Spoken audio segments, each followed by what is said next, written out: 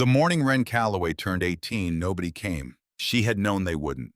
She had told herself in the careful way that children in institutions learn to manage their own expectations that she was prepared for it. She had rehearsed the moment dozens of times in her mind during those last weeks at Hallow Creek Children's Home. The quiet walk to the front gate, the feel of gravel beneath her shoes, the act of stepping through and not looking back. She had made it into something almost ceremonial in her imagination. Clean, dignified, the beginning of something rather than the end. But no amount of rehearsal prepares a person for the sound of a gate closing behind them. It was a small sound, a metallic click barely louder than the turning of a key in a lock. The gate at Hallow Creek was old iron painted black, the kind of gate that had witnessed decades of arrivals and departures without comment. It swung shut on its hinges with the same indifferent patience it had always shown, and then it was still, and Wren was standing on the other side of it, with a faded blue backpack over one shoulder, and everything she owned packed inside. She stood there for a while. She watched the cars pass on the road at the end of the drive. A red pickup truck, a white sedan with a cracked rear windshield, a school bus running its morning route even though school wouldn't start for another hour. None of them slowed. None of them turned their heads toward the girl standing at the gate of the children's home with her whole life in a bag that had cost $4 at a church rummage sale. Somewhere behind her, inside the building she had called home for 11 of her 18 years, the morning routine was continuing without her. Children eating breakfast, staff checking off names on clipboards, the smell of institutional oatmeal drifting through corridors she had memorized so completely that she could have walked them blindfolded, all of it continuing, all of it indifferent to the fact that she was no longer part of it. A hand had touched her shoulder just before she left. Margaret Elba, one of the overnight caregivers, a woman in her 50s with reading glasses perpetually pushed up on her forehead and a habit of humming old hymns under her breath when she thought no one could hear. Margaret hadn't said anything. She never was a woman of many words. She had simply pressed something into the front pocket of Wren's backpack with the quiet efficiency of someone who had performed this act of love many times before and knew that announcing it would only make the leaving harder. Wren didn't look at what it was until she had walked halfway down the drive. A sandwich, wrapped carefully in wax paper, the edges folded the way her mother might have folded them if she'd had a mother who made sandwiches. Turkey and Swiss on wheat bread with a small packet of mustard tucked alongside it. Such a small thing. Such an ordinary thing. And yet Wren had stood there in the driveway of Hallow Creek Children's Home, holding it in both hands, and felt something break open in her chest that she didn't have a name for. She put the sandwich back in her pocket and walked to the road. That was October. The first hard cold of a Vermont autumn had already arrived, and the maple trees lining the road into town had gone the color of fire red and orange and gold, against a sky that pale blue shade that only exists in New England in the weeks before winter finally commits. It was beautiful.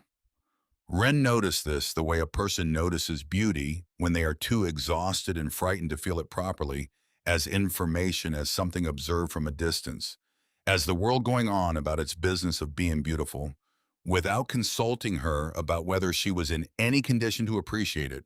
She walked the 2 miles into Burlington because she couldn't afford the bus fare.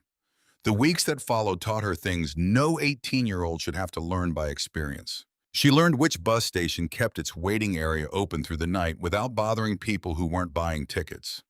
She learned which branch of the public library had the most tolerant staff on the overnight shift, and which had security guards who started checking faces against the clock around 2 in the morning.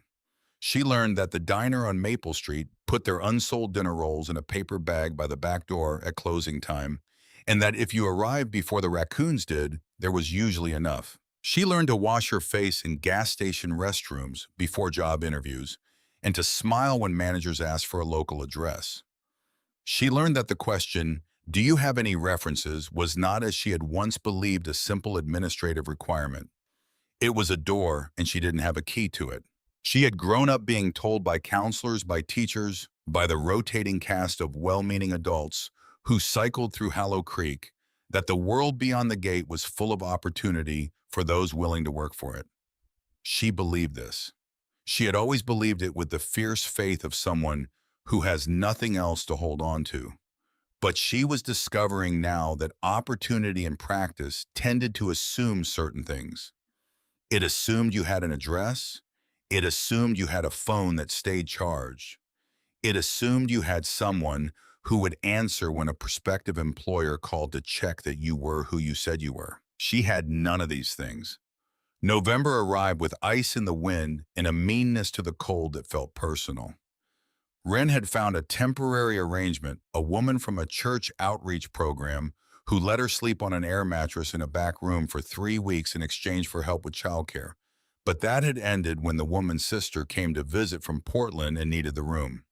The arrangement was explained to Wren with genuine apologetic kindness, which somehow made it worse. She was back to the library, back to the bus station, back to the arithmetic of a person who owns very little and is trying to make it last as long as possible. It was on a Thursday evening in mid-November that she found herself sitting on the stone steps outside the main branch of the Burlington Public Library at 20 minutes past closing time, her backpack between her feet, watching the last of the library staff lock the front doors and walk away without seeing her.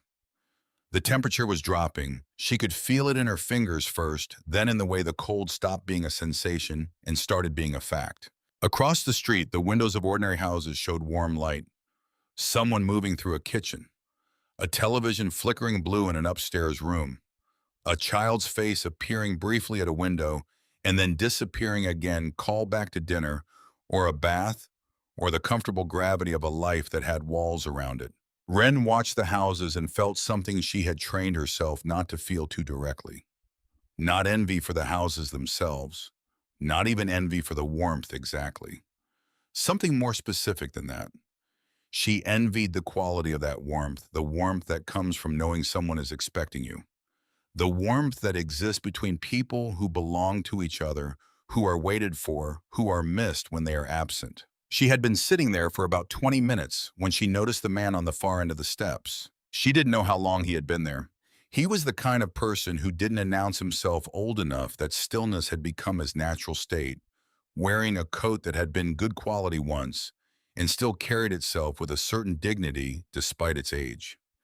His hands rested on his knees, weathered and large-knuckled, the hands of a man who had done physical work for most of his life. His hair was white, cut close, and his face carried the arrangement of lines that comes not from bitterness, but from a long and honest engagement with difficult years. He was looking at her with an expression that was neither pity nor curiosity. It was something she didn't have a ready category for. She looked away. She had learned to be cautious about strangers who paid too much attention. But he didn't move closer. He didn't speak immediately. He simply sat the way people sit when they have learned that patience is more respectful than urgency. After a while, he reached into the pocket of his coat. He held out his hand toward her, and in his open palm was a key. Old brass, slightly darkened with age, the kind of key that belongs to a mechanism that was built to last rather than to impress. Wren stared at it. "I think you have the wrong person," she said. He smiled, then a slow, quiet smile that rearranged the lines of his face in a way that made him look for just a moment much younger than he was. "No," he said. His voice was low and unhurried. "I remember saying those exact words when I was your age." She looked at him more carefully. "What is that?" He leaned forward slightly and placed the key on the step beside her hand. He didn't force it into her palm. He simply made it available the way you might offer something to a bird, not reaching, not insisting, just making the offering and allowing the decision to be made freely. "It's not a gift," he said. "It's a promise." His name, he told her, was Silas Oak.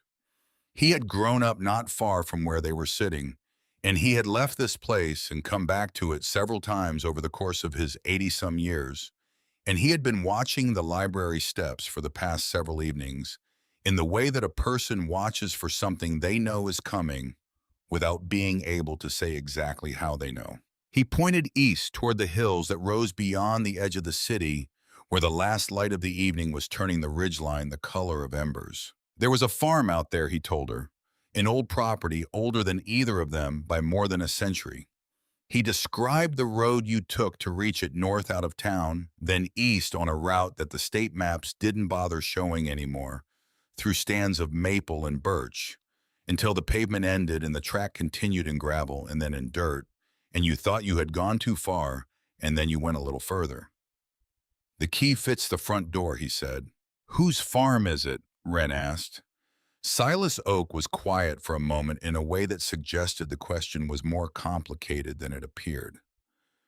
That's what most people want to know, he said eventually. It's not the most useful question. She wanted to tell him that she was a practical person, that she had learned through hard experience to distrust things that sounded like invitations to trust, that a man offering a key to an unknown property in the hills outside Burlington was not a situation that any sensible person in her position would entertain. She wanted to tell him all of this. Instead, she picked up the key. It was warmer than she expected.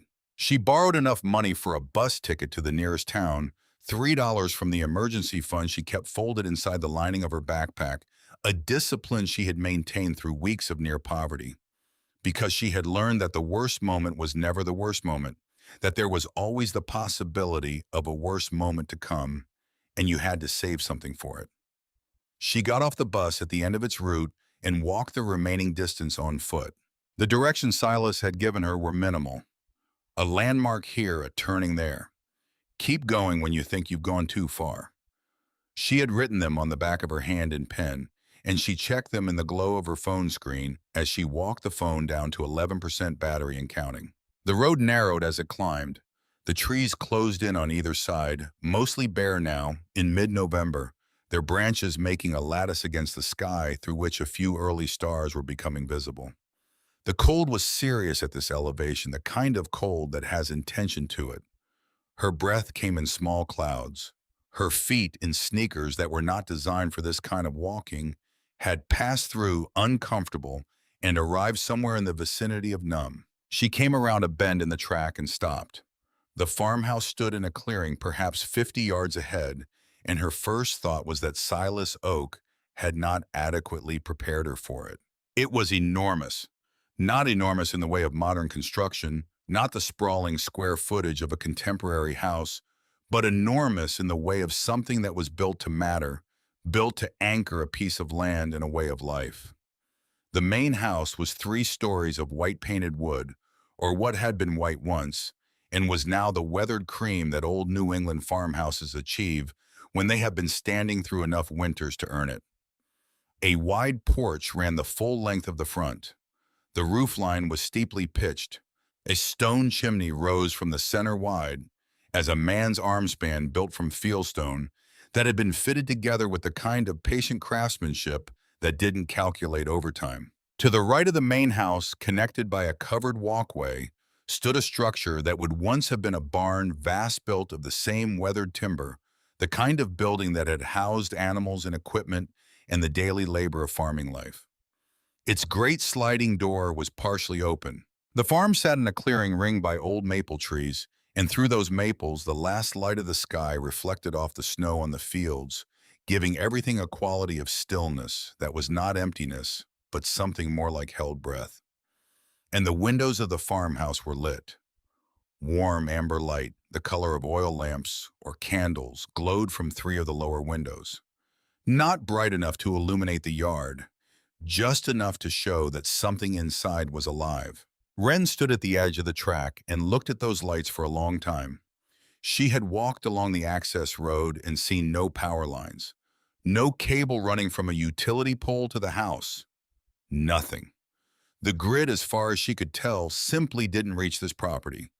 And yet the windows glowed. She walked to the front porch. The steps were solid. She tested each one carefully, but there was no give in them, no rot. The porch boards were swept clean despite the season. Someone had stacked firewood to the right of the door, a neat pile under a weathered wooden cover enough for several weeks of serious cold. The brass key fit the lock perfectly. The door opened on the first turn. No resistance. No sound of stiff hinges or warped wood. It swung inward as though it had been expecting exactly this. The air that came out to meet her was warm, She stood in the doorway for a moment, not entering yet, just standing, and breathed in what the house had to offer. Cedar, old books, something warm underneath those things. Something she couldn't name immediately, but which her body recognized before her mind did, a quality of air that belonged to spaces where people have lived and eaten and sat by fires and slept peacefully and woken in the morning without fear. She crossed the threshold. The entry hall was narrow and opened directly into a large main room. The floors were wide plank pine, the grain of them worn smooth by a century and more of feet. A stone fireplace occupied most of the far wall, and in the fireplace, logs had been laid with tinder and kindling ready to be lit. A rocking chair sat to one side of the hearth. A sofa upholstered in fabric that had faded to an indeterminate warm color held a patchwork quilt folded across its back. The shelves that lined the remaining walls were full books, mostly the kind accumulated over decades rather than selected for decoration, their spines a record of many different minds and many different needs. Between the books, other things, small pieces of handmade pottery. A wooden clock stopped. Frame photographs, old and newer, mixed together, showing faces she didn't recognize and places she couldn't identify. She walked through the room, touching nothing. The kitchen was through a doorway at the back, and it was the room that felt most alive. A wood-burning range stood against one wall, solid and black, and radiating a gentle heat that suggested it had been burning for some hours. The counter held a cutting board, worn smooth in the center from years of use, a crock of wooden spoons, a row of mason jars filled with dried herbs, and labeled in handwriting that had been precise once and was now slightly uncertain with age. The cupboards, when she opened them one by one, held dishes. Good dishes, not matching, but solid. Pots and pans hung from iron hooks above the range. A pantry door concealed shelves of preserved goods, jars of tomatoes, green beans, applesauce, the labor of gardens past. The farmhouse had not been abandoned. It had been waiting. She stood in the kitchen and thought about the lights she had seen from the track, the amber glow in those three lower windows, warm and steady in a house with no power line running to it. She moved through the rooms again, more slowly this time, looking at what was actually there. Oil lanterns, several of them placed at intervals on mantels and shelves and kitchen counters, each one filled and trimmed and burning with the careful preparation of someone who had attended to this task recently. Someone who knew the house would need light on this particular night. She found a wooden shelf in the shed at the rear of the property, accessed through the back kitchen door, where a dozen filled oil canisters were stored in neat order, each labeled in the same careful hand as the herb jars inside. Enough oil for months, enough to have kept lights burning in those windows for days before she arrived. Someone had known she was coming before she did, or someone had been making certain the farmhouse was ready for whoever would eventually come. She wasn't sure yet which of those things was true. She wasn't sure it mattered. She carried several logs from the stack on the porch to the main room and spent the next 15 minutes learning how to start a fire. She had watched it done in films and read about it in books. But this was different. This was cold hands and smoke and the frustration of tinder that catches and then dies and catches again and dies again. The third attempt held. The flame found the kindling and spread to the smaller logs with a confidence that felt almost generous, and within 10 minutes there was a real fire in the old stone hearth. Wren sat back on her heels and watched it. She was not crying. She wanted to be clear with herself about that. She was not the kind of person who cried easily, and the 11 years at Hallow Creek had, if anything, reinforced her natural tendency toward a certain emotional economy. But there was something happening in her chest that was adjacent to crying, some long-held tension, releasing itself in the heat of the fire, some careful arrangement of defended feelings shifting without her permission. She ate the sandwich Margaret had packed for her, sitting on the floor with her back against the sofa. Turkey and Swiss on wheat, still somehow not entirely stale. The mustard packet she opened and used to the last drop. Outside, snow had begun to fall. She could hear it in the silence that snow creates, a softening of the world, a muffling of all the sounds that normally exist in the spaces between things. Inside, the fire crackled and settled. She pulled the patchwork quilt from the sofa around her shoulders and stayed where she was, watching the fire and listening to the house. Old houses have their own language, the language of contracting timber and settling foundations of pipes running through walls of roof lines accommodating wind. She listened to the farmhouse speak and found that she was not afraid of it. The sounds were not the sounds of something falling apart. They were the sounds of something that had been standing for a very long time and intended to continue. She fell asleep there on the floor in front of the fire wrapped in the quilt, and she did not dream of anything. She woke before sunrise and lay still for a moment in the disorientation of waking somewhere completely unfamiliar, the body's assessment running ahead of the mind's warm safe, the smell of wood smoke and cedar, the sound of wind in old trees. Then the room assembled itself around her, and she remembered. She remembered, and she lay there a moment longer, just letting it be true. Then she smelled coffee. She sat up. She had not brought coffee. She was certain of this. The inventory of her backpack was something she maintained with the precision of someone who cannot afford to make mistakes. She knew what she had and what she didn't, and coffee was not among her provisions. She went to the kitchen. On the counter beside the range stood an old tin, the kind with a lever lid labeled in simple block letters, "Coffee." She stood looking at it for a long moment. Then she lifted the lid. Ground coffee, dark and fragrant enough for a week. She had looked at every shelf and counter in this kitchen the previous evening. She was thorough by habit, observant by necessity. She could not account for this tin. She stood in the early gray light with it in her hands and applied every reasonable explanation she could construct. She had been exhausted. She had been frightened. She had moved quickly through the kitchen without truly seeing it. These were all plausible explanations, and she accepted the most plausible one, that she had simply failed to notice, and made the coffee in the old percolator she found in the second cabinet, and drank it standing at the kitchen window, watching the snow-covered fields go from gray to white to the luminous cream of early morning. The coffee was very good. She spent that first full day simply observing. There was a rhythm to the farmhouse that she hadn't expected.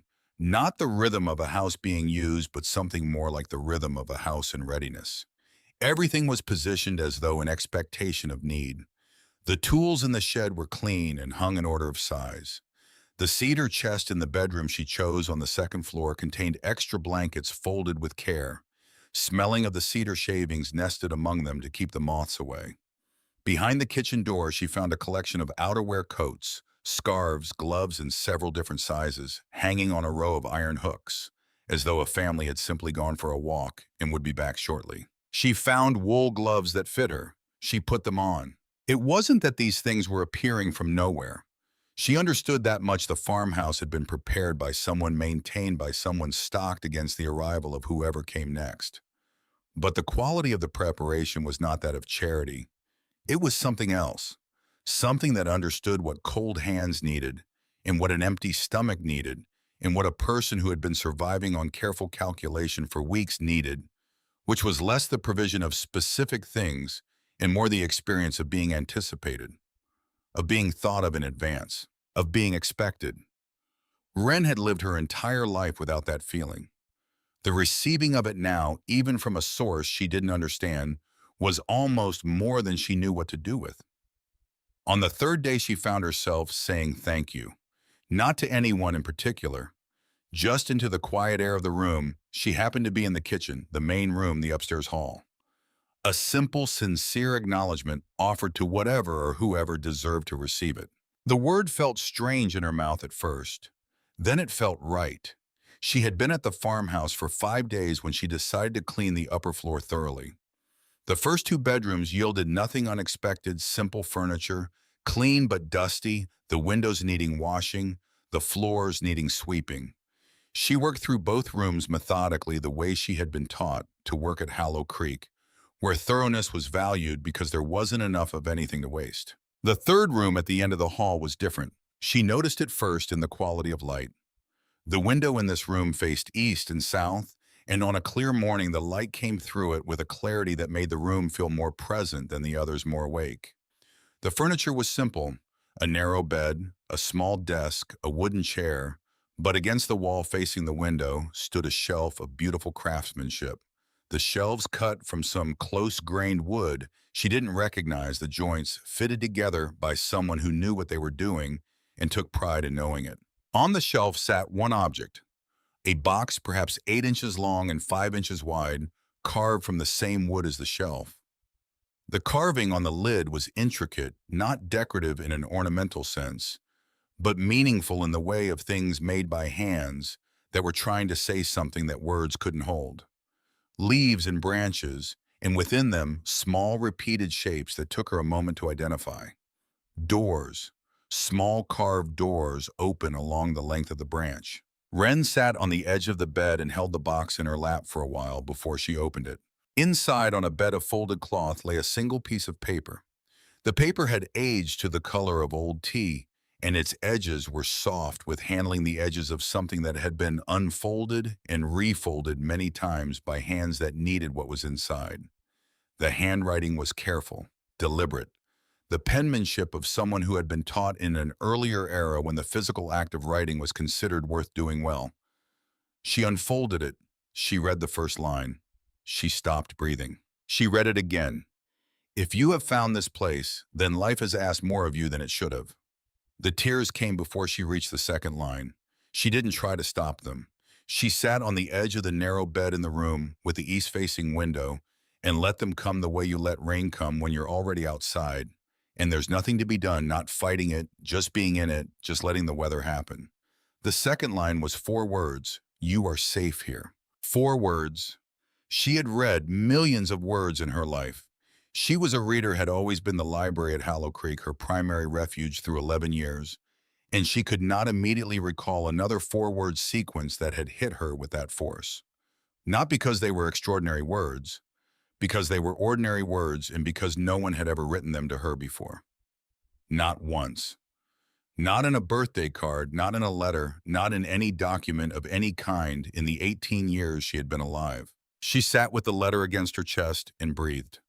Outside the east-facing window, the Vermont morning was doing what it does in November. The light coming in low and clean, the bare maples throwing long shadows across the snow. A chickadee working the branches of the closest tree with the focused intensity that small birds bring to the business of staying alive. She read the rest of the letter when she could. It was not long. Whoever had written it had understood that someone arriving here might not have the capacity for much.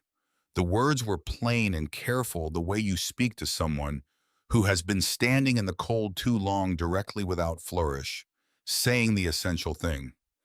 She carried it downstairs when she was ready and placed it carefully on the mantel above the fireplace. Then she went to the window and looked out toward the barn. She had noticed it from her first evening, but hadn't approached it yet. The connected structure to the right of the main house, vast and timber-framed, its great sliding door partially open. She had told herself she would investigate when she was ready. She understood now that she was ready. The covered walkway between the farmhouse and the barn was perhaps 30 feet long, sheltered from the weather by a roof of old cedar shingles that had gone silver with age. She walked it slowly, her hand trailing along the board wall, and pushed the barn door open further to step inside. The smell reached her first. Not animals, there hadn't been animals here for a very long time. Old wood, yes, and dust and dried lavender in bunches that hung from the beams above, and something else underneath those things, the smell of paper and quantity of books. She looked up. The interior of the barn had been transformed. The original structure remained the great timber frame, the high ceiling with its lofts, the massive floor planks, but the space had been reimagined over decades into something extraordinary. Shelves lined every wall from floor to the 10-foot mark. Additional shelving had been constructed in the center of the space in long perpendicular rows, creating corridors between them. And on every shelf, arranged with care, were boxes and albums and bundled correspondence and objects of various kinds. A lantern here, a pair of work gloves there, a child's drawing framed in simple wood. But it was the photographs that stopped her. They covered the entirety of the far wall from end to end, floor to ceiling, in frames of every size and age. Dozens of them.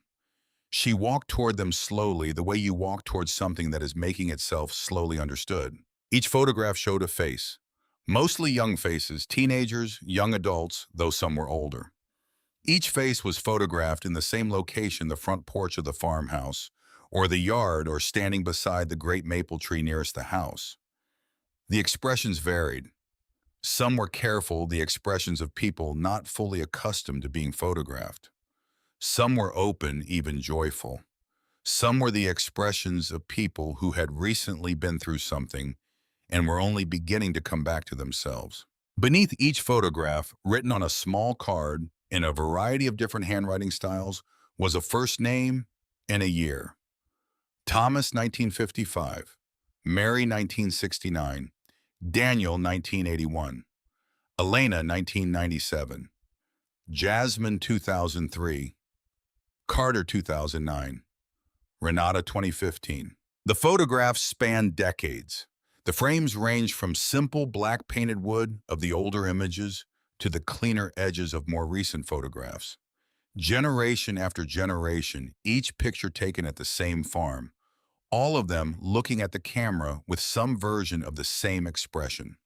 Underneath their various faces, the expression of someone who has recently been reminded that they are still alive. Wren stood in front of them for a long time.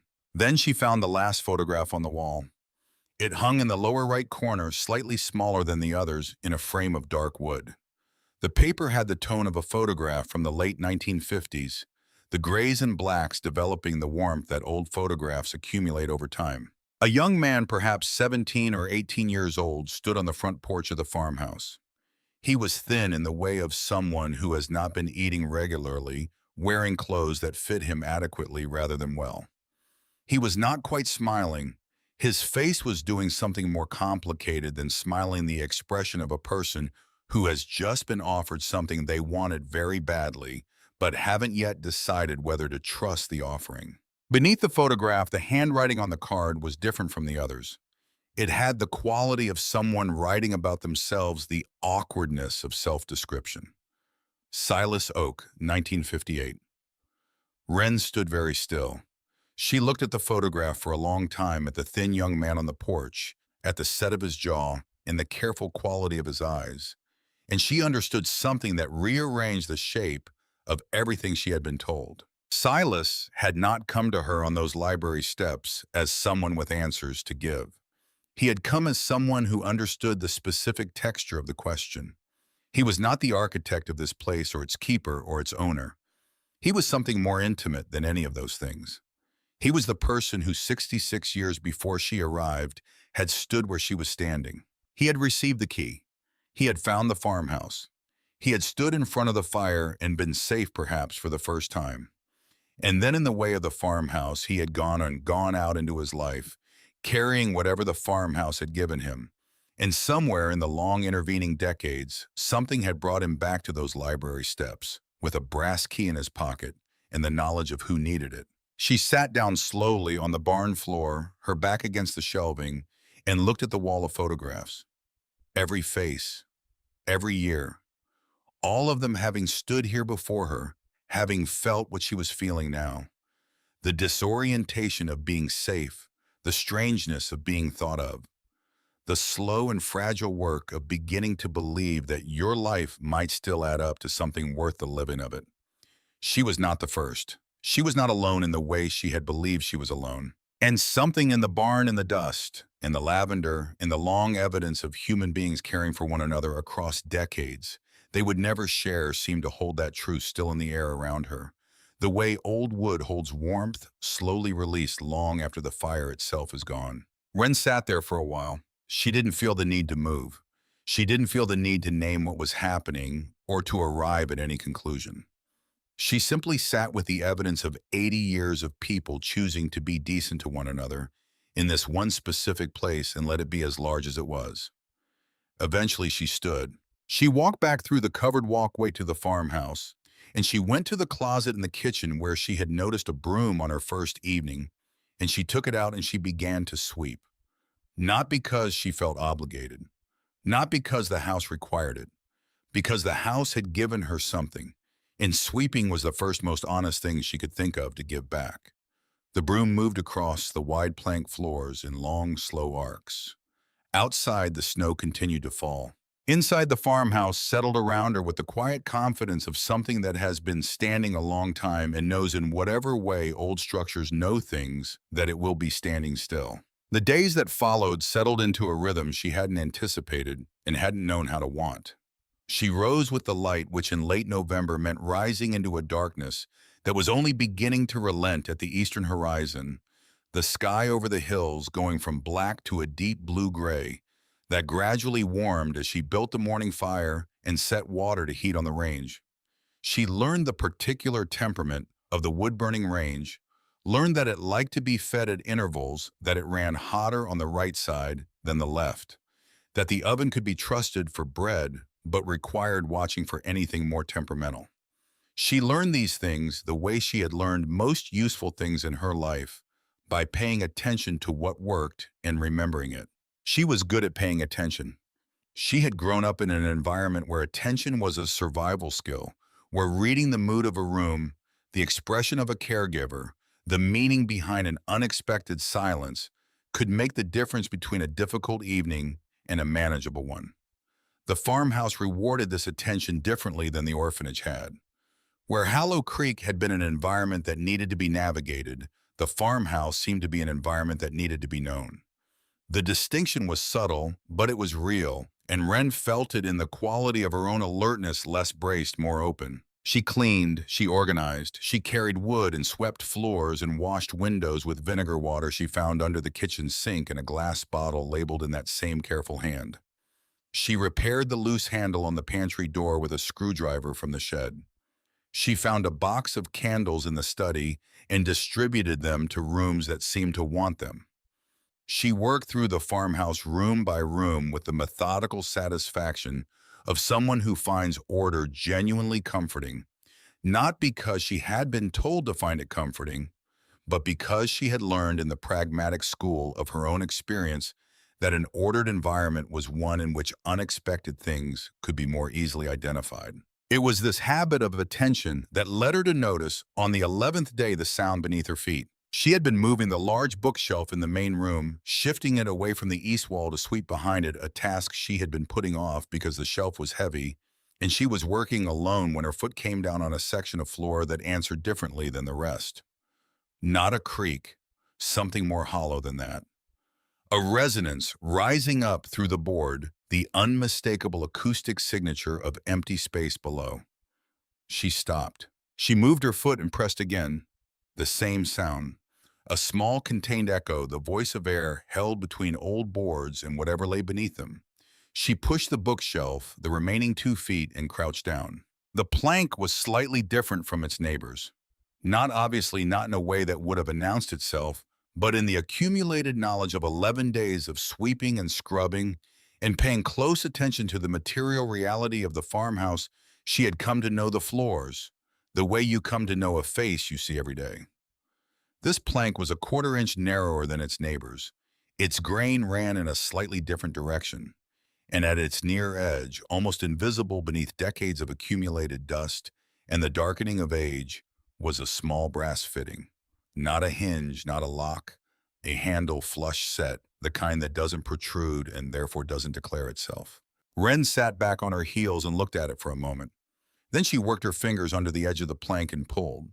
The section of floor lifted cleanly, a panel of perhaps 3 planks in width, hinged at the far edge in a way that was invisible until you knew to look for it. The hinge mechanism was well made and well maintained. It swung upward without protest, without sound, as though it had been opened recently, as though it had been expecting this. Below was a staircase, narrow, steep, built of the same wide plank pine as the floor above. Wren leaned over the opening and let her eyes adjust to the dimness. The stairs descended perhaps 12 feet. At the bottom, a room. She went back to the kitchen and retrieved the oil lantern she had found her first week filled and ready on the shelf beside the range. She lit it with one of the long matches from the tin beside the fireplace. Then she came back to the opening in the floor and went down. The smell reached her on the third step. Not damp, not decay. Those were the things you expected from underground spaces, and the absence of them registered immediately as something intentional. The air was dry and close and layered cedar, yes, and something powdery and sweet that she recognized after a moment as dried lavender, the same scent she'd found in the barn. And beneath those things, the smell of paper in quantity. Old paper, documents and envelopes and books, and the accumulated textual record of people's lives carefully preserved. She reached the bottom of the stairs and held the lantern up. The room was perhaps 20 feet long and 15 wide, and every wall was shelving floor to ceiling, built with the same craftsmanship as the rest of the farmhouse's woodwork, fitted together by someone who understood that what was being stored here mattered and should be protected accordingly. The shelves held wooden boxes of various sizes, each labeled in faded handwriting on small cards tucked into metal holders. Bundles of letters tied with twine, organized by year along one continuous shelf. Albums, their spines marked with date ranges rather than titles. Mason jars containing small objects, buttons, a pocket watch, a child's thimble, a folded paper flower that had been pressed flat and was still improbably whole. In the center of the room stood a table of heavy oak, its surface worn smooth with use. A single lantern of the same style as the one she carried sat on the table dark. Beside it, a journal. The journal was bound in brown leather, the cover darkened and softened by decades of handling. It was not locked. It lay on the table with the straightforward availability of something that had not been hidden. Something left deliberately for the next person who descended these stairs. Wren set her lantern on the table and sat down in the single chair. She opened the journal to its first page. The handwriting there was not the same as the handwriting she had seen elsewhere in the farmhouse. This was older, more formal in its construction. The letters shaped by an era when penmanship was taught as a serious discipline and slightly unsteady in a way that suggested age or illness or the weight of writing something that carried more meaning than ordinary words. The first page contained one sentence. Every person remembered here once believed they had been forgotten. She turned the page. The entries that followed were brief, not diary entries in the conventional sense, no dates of weather, no records of personal feeling, no narrative arc of days.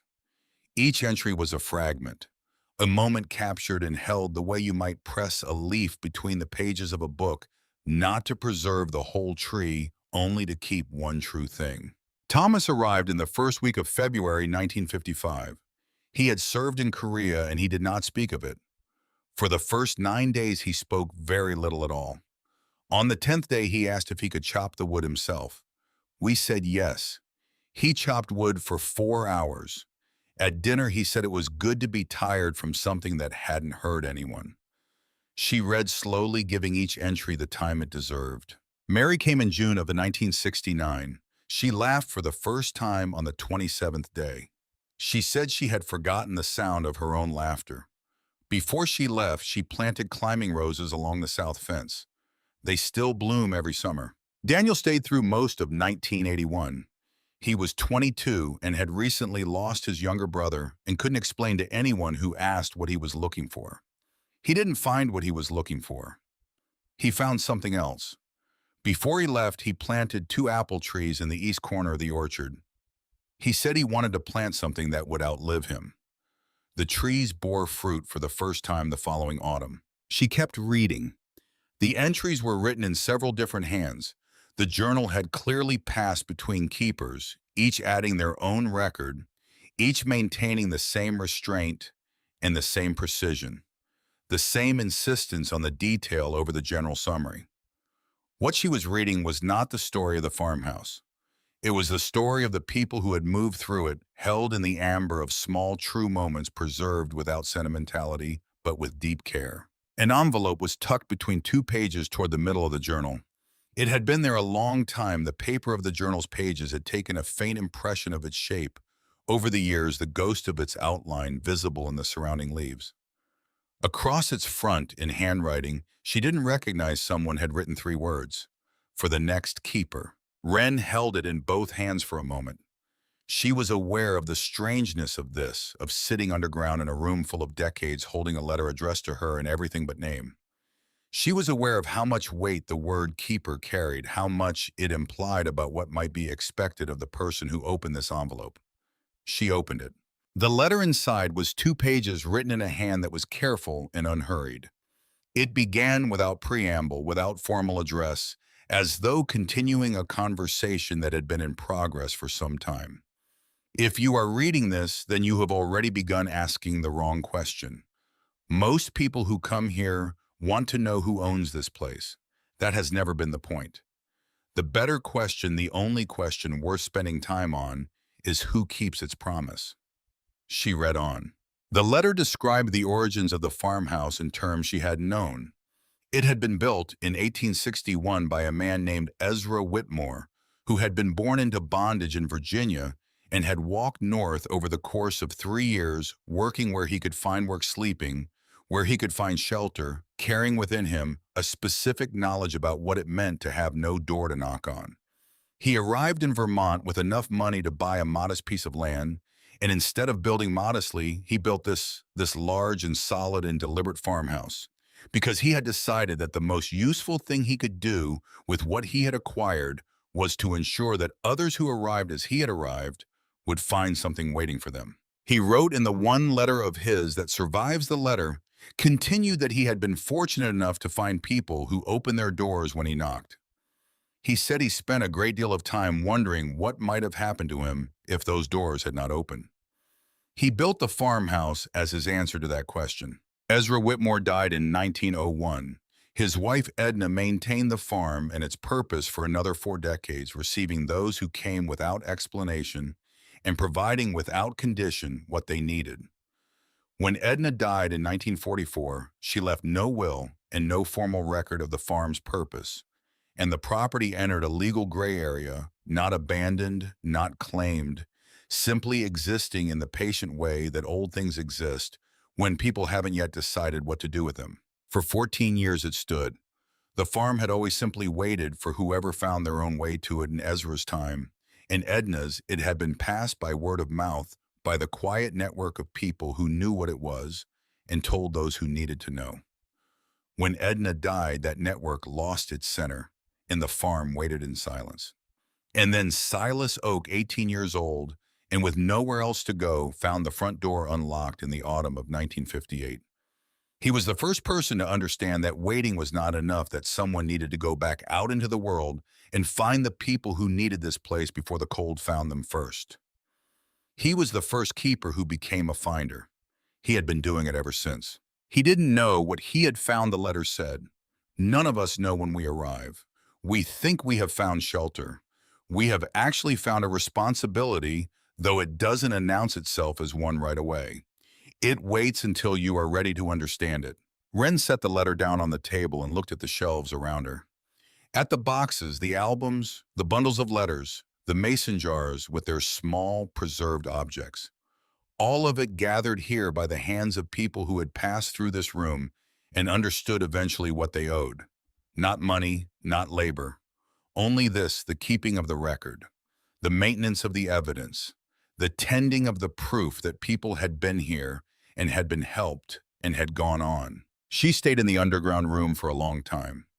When she climbed back up into the farmhouse, the light through the windows had shifted to the quality of late afternoon, lower, warmer, throwing long shadows across the floor. She sat in the chair by the fire and read the letter through again, and then she folded it carefully along its original creases and placed it on the mantel beside the handwritten note from the carved box upstairs. The next morning, a truck stopped at the edge of the property. She heard it from the kitchen, the sound of an engine cutting out the creak of a door. She went to the window and watched a man in his early 60s climb down from an older model pickup, wearing a canvas work coat and carrying a wooden toolbox with the ease of someone who has carried tools all his life. He moved toward the farmhouse at the unhurried pace of a man who knew where he was going and had no interest in arriving in a hurry. She met him at the front door. He removed his cap when he saw her, a gesture so natural it was clearly habitual rather than performed. He had a face that the outdoors had worked on steadily for several decades, weathered to the quality of durability rather than roughness, with eyes set deep under a heavy brow that gave him a serious appearance that his expression continually contradicted. He was not a serious man. He was a careful one, which was different. "Name's Court Delvane," he said.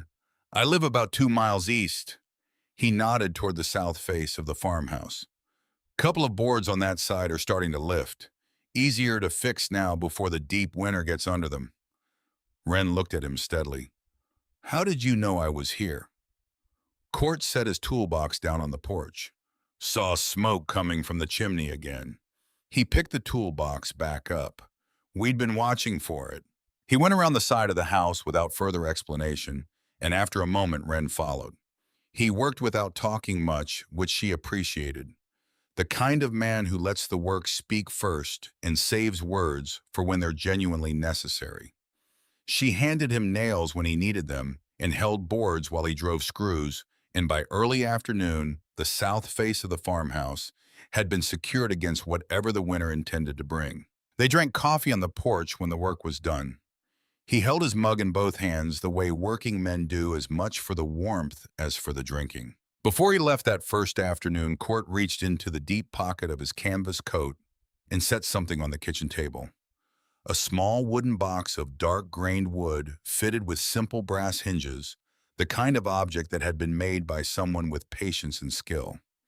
He said only that Silas had asked him to hold it until the right time, and that he believed this was the right time. He didn't elaborate further. He didn't explain what was inside or when she should open it. He picked up his toolbox and walked back to his truck, and Wren stood at the kitchen door holding her coffee and watching him go. She put the box on the shelf in the study. She didn't open it. She understood, without being able to say precisely how she understood it, that it was not yet the right moment. The box seemed to know this too. It sat on the shelf with the patient quality of something that had been waiting for a long time already and had learned to wait without impatience. "People have been watching this place," she said to Court the following week when he came with a replacement pane for the kitchen window. It wasn't quite a question. "Not watching," Court said. He thought about it. "Waiting." She absorbed this. For how long? He considered the question seriously, which she was coming to understand was his way with questions that deserve consideration. "Long as I can remember. My father's generation knew about this farm. People around here, the ones whose families go back a few generations, most of them have a story about it. Someone they knew who came here during a hard time. Someone who found their way." He drank his coffee. "We don't talk about it much. Seems like the kind of thing that works better if people are allowed to find it in their own way." "Why didn't anyone tell me?" Wren asked. "I was sitting on those library steps for weeks." Court looked at her over his mug. "Silas found you." She didn't have an answer to that. "Before Silas," Court said, "the farm just waited for whoever found their own way to it. Silas was the first one who went back out looking. He's been doing it for 40 years that I know of. Probably longer." He said this simply, without mysticism, as a statement of observed fact. The days settled into a rhythm after that. Court came twice a week, always with a task he had identified, and a quiet competence that got it done. He never asked to be thanked and deflected thanks when it was offered with the practiced ease of someone who has decided that acknowledgement makes generosity complicated. He brought things when he came: a bag of oats, a coil of rope for the barn hardware for the loose gate hinge at the property's edge. Always something useful, never anything that announced itself as charity. Mrs. June Abernathy arrived the following Sunday with a loaf of bread wrapped in a checkered cloth still warm from her oven. She was a woman in her early 70s, small and upright, with white hair cut short, and the quality of directness that some women achieve when they have lived long enough to be done with indirection. She handed Wren the bread at the door, said she had baked too much. She always baked too much. A surplus that seemed to recur with suspicious regularity every Sunday, and accepted the cup of tea she was offered with the ease of someone who had sat in this kitchen many times before. She did not ask why Wren was here. She did not ask where she had come from. She talked about the weather, about the pair of red foxes she had been watching in the field behind her house, about the quality of winter light in Vermont, that people from other places never quite believe until they see it. She stayed for an hour and left with the matter-of-fact warmth of someone who has decided that the most useful thing she can offer another person is her ordinary, uncomplicated presence. At the door, she paused. "I've known this farm a long time," she said. She looked at Wren with a directness that was her characteristic mode. "It has a way of asking something of the people who stay here, not right away. It waits until you're ready." She buttoned her coat. "I think you'll find you're readier than you think." The barn, the library, the archive, the record room, whatever name it deserved, drew Wren back repeatedly in those weeks. She would go there in the late afternoon when the light through the high windows was best, and she would work her way methodically through the shelves, reading the labels on boxes, opening albums, unfolding letters, and reading them with the careful attention they warranted. What she was assembling piece by piece was a history, not a formal one, not the kind with dates and authorities and documented chains of cause and effect. A human history. The record of what this farm had meant to the people who had needed it, written in their own words and preserved in the things they had left behind. She found Thomas Greer's letters first. He had written from Maine, where he had eventually settled over a period of decades. Annual letters, it seemed, addressed to whoever was keeping the farm in the year he was writing. He described his life in the careful, spare language of a man who measured his words. A job found. A marriage, 20 years of it. Children described with the wonder of someone who had not been entirely certain he deserved them. He never wrote about what the farm had meant to him. He didn't seem to feel that this required saying. He wrote instead about the details of his continuing life, as though the act of continuing, of having a life that accumulated details, was itself the message. She found a bundle of letters from Mary written from somewhere in Pennsylvania. Mary wrote the way she apparently laughed all at once in a rush, her handwriting tumbling across the page with the exuberance of someone who has discovered, perhaps later than most, the physical pleasure of putting words down. Her letters were full of the climbing roses she had planted at the south fence. She had planted the same variety in 3 other places over the course of her life, she wrote, because she wanted to carry something of this place with her wherever she went. She described the roses in each new garden with the specificity of someone describing old friends. She found a small drawing Daniel had made tucked into one of the albums, a pencil sketch of the 2 apple trees he had planted in the east corner of the orchard. At the bottom of the drawing in small letters he had written, "For whoever comes after. They'll be ready in about 5 years, worth the wait." She stood in the late afternoon light of the barn and held the drawing and thought about a 22-year-old man who had come here with nothing left in him and had planted trees he knew he wouldn't see bear fruit because he had decided somewhere in his time at this farm that the future was worth investing in, even when you couldn't be certain you'd be there for it. She was still thinking about this when she heard the knock. It was on a Thursday evening in late November. She almost missed it. It was that quiet, hesitant in the way of someone who is not confident they have the right to knock, who is knocking as a last resort rather than a first one, who has rehearsed the act and still at the moment of performance is not sure they can go through with it. She went to the door. The young man on the porch was perhaps 19, though he might have been younger. It was difficult to tell because cold and exhaustion and whatever had preceded this moment had arranged his features into a kind of careful flatness that added years while simultaneously making him look very young.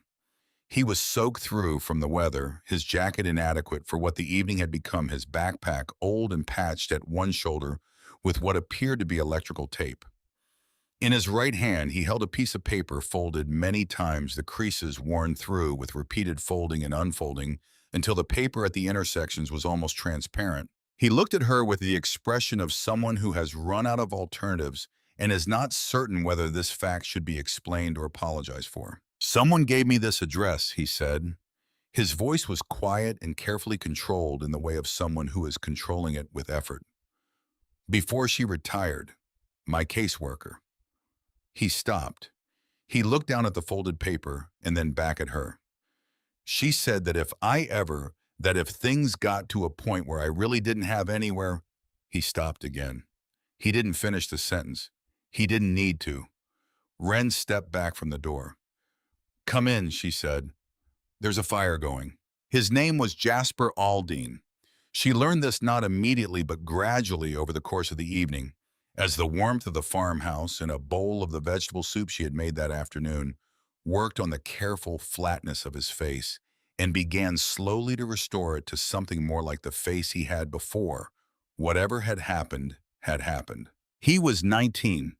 He had been in the foster care system in Vermont since he was 7, moving between placements in the way that children in that system move, not like water, which finds its level, but like objects being relocated, the movement driven by the needs and circumstances of the adults around them, rather than by anything particular to the object being moved. He had aged out 4 months ago. He did not go into detail about the 4 months since. Wren didn't ask him to. She knew with a specific and precise knowledge of lived experience that explaining your pain to people before they offer you kindness is one of the most exhausting things the world asks of people who have had difficult lives. It is the toll booth at the entrance to sympathy. Pay here, show your suffering, demonstrate that it is sufficient to warrant what you are asking for. She had paid it many times herself in job interviews, in social service offices, and the living rooms of well-meaning strangers who needed to understand before they could help. She wasn't going to make him pay it. She showed him where the extra blankets were kept. She pointed to the upstairs bedroom with the east-facing window, the room she had chosen for him without having decided to choose it, without knowing why this room felt right for this person, only knowing that the morning light it received was the kind that was good for someone who needed to start believing in mornings again. He looked at her with the confusion of someone who is waiting for the condition. Don't you want to know what happened? He said. Wren looked at him. She thought about Thomas, who had come back from a war and chopped wood for 4 hours before he said a word. She thought about Mary, who had laughed for the first time after 27 days. Not 26, not 28, but exactly 27, because healing moves at the pace it moves and no one else gets to set the schedule. When you're ready to tell me, she said, I'll listen, but you don't have to earn a place at this table. For a moment, nothing happened. Then Jasper Aldean's face did something it had probably not done in a while. It stopped controlling itself. The careful flatness simply released like a tension that had been held too long in a muscle, and what came in its place was the expression underneath younger than 19, much younger, the face of someone who has been carrying something very heavy for a very long time and has just been told for the first time in possibly years that they are allowed to put it down. He didn't make a sound. The tears came silently without drama, the way deep things express themselves when they finally find a way through. Wren gave him the room. She went back to the kitchen and made more coffee and stayed there for a while, giving him the privacy of his own feeling. The following weeks had the quality of early spring, though the snow outside deepened and the temperatures dropped. Things began slowly and then gradually grew. Jasper helped without being asked to help. He found on his own the rhythm that the farmhouse seemed to teach its residents by proximity, the rhythm of the morning fire, the firewood, the hand pump in the yard when the pipes needed persuading.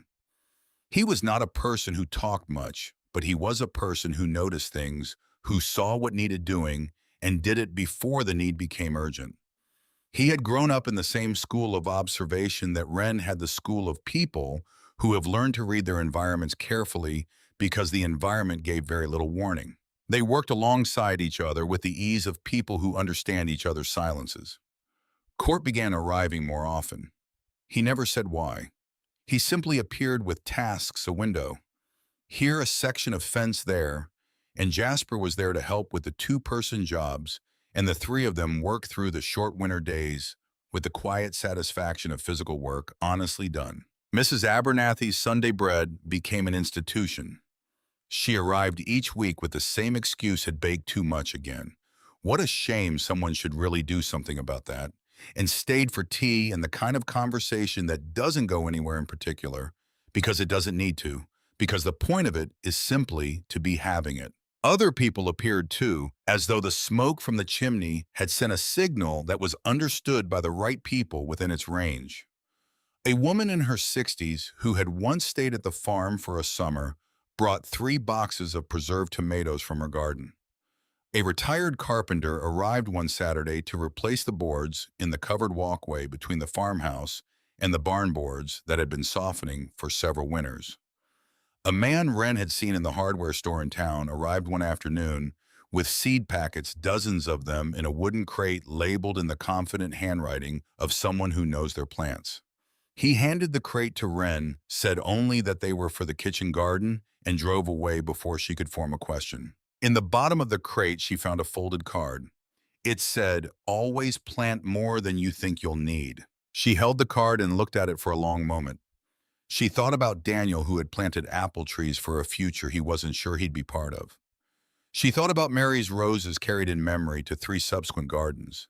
She thought about Ezra Whitmore, who had built a farmhouse large enough to hold many people when his own needs were considerably smaller, because he had understood something about the relationship between what you plant and what grows. She put the card on the kitchen shelf where she would see it every morning. Spring arrived with the insistence of New England springs, which are less a gentle transition and more a forceful argument against winter made by mud and snow melt, in the first aggressive green of things that have been waiting underground for months and are not prepared to wait any longer.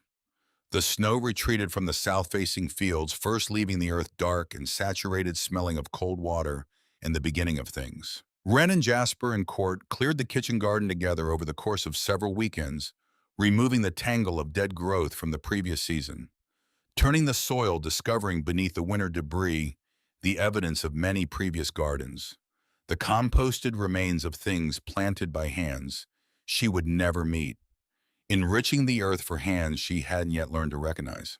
They planted with the seed packets from the crate, tomatoes and beans and squash and several varieties of greens, and along the border of the garden wildflowers from packets labeled in handwriting that was different from all the others.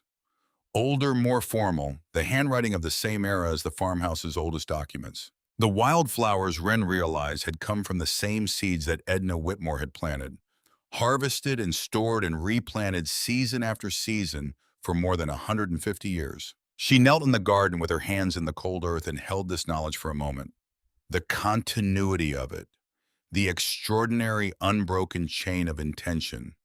Someone planting, someone harvesting the seeds, someone storing them carefully through the winter, someone planting again across generations that had never met, connected only by this, the decision to keep going.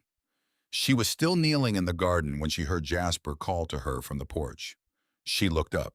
He was holding something, an envelope official in appearance with a state seal visible on its face even from a distance. Something in the way he held it carefully at a slight distance from himself, as though it were something that hadn't yet decided what it was going to do, told her before she stood up and walked over that this was not an ordinary piece of mail. She took it from him and opened it on the porch, reading it twice through in the way you read something when you're hoping the second reading will produce a different result. It was from the Vermont Department of Property and Land Management. The language was bureaucratic and careful, which meant it took several paragraphs to say what it was saying. But what it was saying was this: the farmhouse and its associated property had been flagged in a routine review of land parcels with unresolved ownership status. The most recent recorded owner on the state's books was Edna Whitmore, deceased 1944. There was no recorded will and no documented transfer of ownership in the decades since. Under Vermont statute, property with unresolved ownership status for a period exceeding a specified number of years was subject to state claim. A formal assessment had been initiated. The letter provided a date 90 days from its issue by which the current occupant was requested to provide documentation of occupancy rights, or in the absence of such documentation, to vacate the premises. Wren read it a third time, not because she didn't understand it, because she understood it entirely and was waiting for the place in the language where she had misread something, the word that changed the meaning, the sentence that walked back what the previous sentence had established. But the letter didn't have any such word or sentence. It was what it was. The farmhouse was not hers. It had never legally been anyone's since Edna Whitmore died without a will in 1944. And now the state of Vermont, in the impersonal and efficient way of bureaucratic processes that don't know the weight of what they're setting in motion, had noticed. She set the letter on the kitchen table and stood looking at it. Jasper stood in the doorway. He had read it over her shoulder and understood what it meant. He was watching her with the expression of someone who has recently acquired something worth keeping and is watching the person who gave it to him face the possibility of its removal. "What do we do?" he said. Wren looked at the letter for another long moment. Then she looked up at the barn visible through the kitchen window, its great weathered timber frame solid against the spring sky. She thought about the underground room, about the journal and the letters and the boxes and the photographs, about Thomas Greer somewhere in Maine, about Mary and her roses, about Daniel's apple trees now more than 40 years old and producing fruit every autumn in the east corner of the orchard. She thought about Ezra Whitmore, who had built this place because he knew what it was to have no door to knock on and who had never imagined that a century and a half later, the state would send a letter to the people who needed it most. She thought about the letter from the carved box upstairs. "You are safe here." Someone had promised that. And the promise had held for 80 years, maintained not by legal documents, but by the continuous faithful action of people who understood what it meant. She looked at Jasper. "We go to the barn," she said, "and we start with the journal." He didn't ask what she meant. He followed her through the covered walkway into the great timber-framed space, down the narrow staircase, into the underground room, and stood beside her while she opened the journal to the first page. She ran her finger down the list of names. Thomas, 1955. Mary, 1969. Daniel, 1981. Elena, 1997. Each name with a year each year, with a story somewhere in the boxes around her. She needed to find those stories. She needed to find the people those stories belonged to, or the people who remembered them. She needed to ask them, in her own words, to speak. She went to the shelves and found a box of plain stationery, cream-colored heavyweight, the kind that had been stored here with the same careful foresight as everything else. She found a pen. She sat down at the oak table in the underground room in the light of the oil lantern, and she began to write. The first letter was to Thomas Greer at the most recent address she could find in the archived correspondence, a town in Maine, the street name and number recorded in careful handwriting on the inside cover of one of the older albums. She didn't know if he still lived there. She didn't know if he was still alive. She wrote to him anyway, the way you plant seeds when you aren't certain the season will cooperate. Not because you know, but because not planting guarantees the outcome you're trying to avoid. She wrote simply. She told him who she was. She told him what the state's letter said. She told him what the farmhouse had given her and what it had given by the evidence of his own letters to him. She told him that she was writing to everyone in the journal whose address she could find. She told him that she didn't know what could be done, if anything, but that she believed the people who knew what this place was were the right people to decide whether it was worth fighting for. She sealed the letter and addressed the envelope. Then she picked up the pen again and started the next one. She wrote letters until the lantern began to dim, and Jasper brought her a glass of water and set it quietly beside the journal without saying anything. And then she wrote a few more after that. She wrote to the addresses in Maine and Pennsylvania, in New Hampshire, in upstate New York, in a small town in western Massachusetts that she had never heard of. She wrote to people who might be dead and people who had probably moved and people who might not remember. She wrote with the same plain sincerity she had used for Thomas Greer's letter because she had decided that sincerity was the most useful thing she had available to her, and she was not in a position to waste resources. The last letter she wrote that evening was not to anyone specific. It was addressed simply to whoever was currently in possession of the address recorded in the journal for Elena, 1997. Because she didn't know what Elena's last name was, or whether she still lived there, or whether she had children who might know about this place and what it had meant.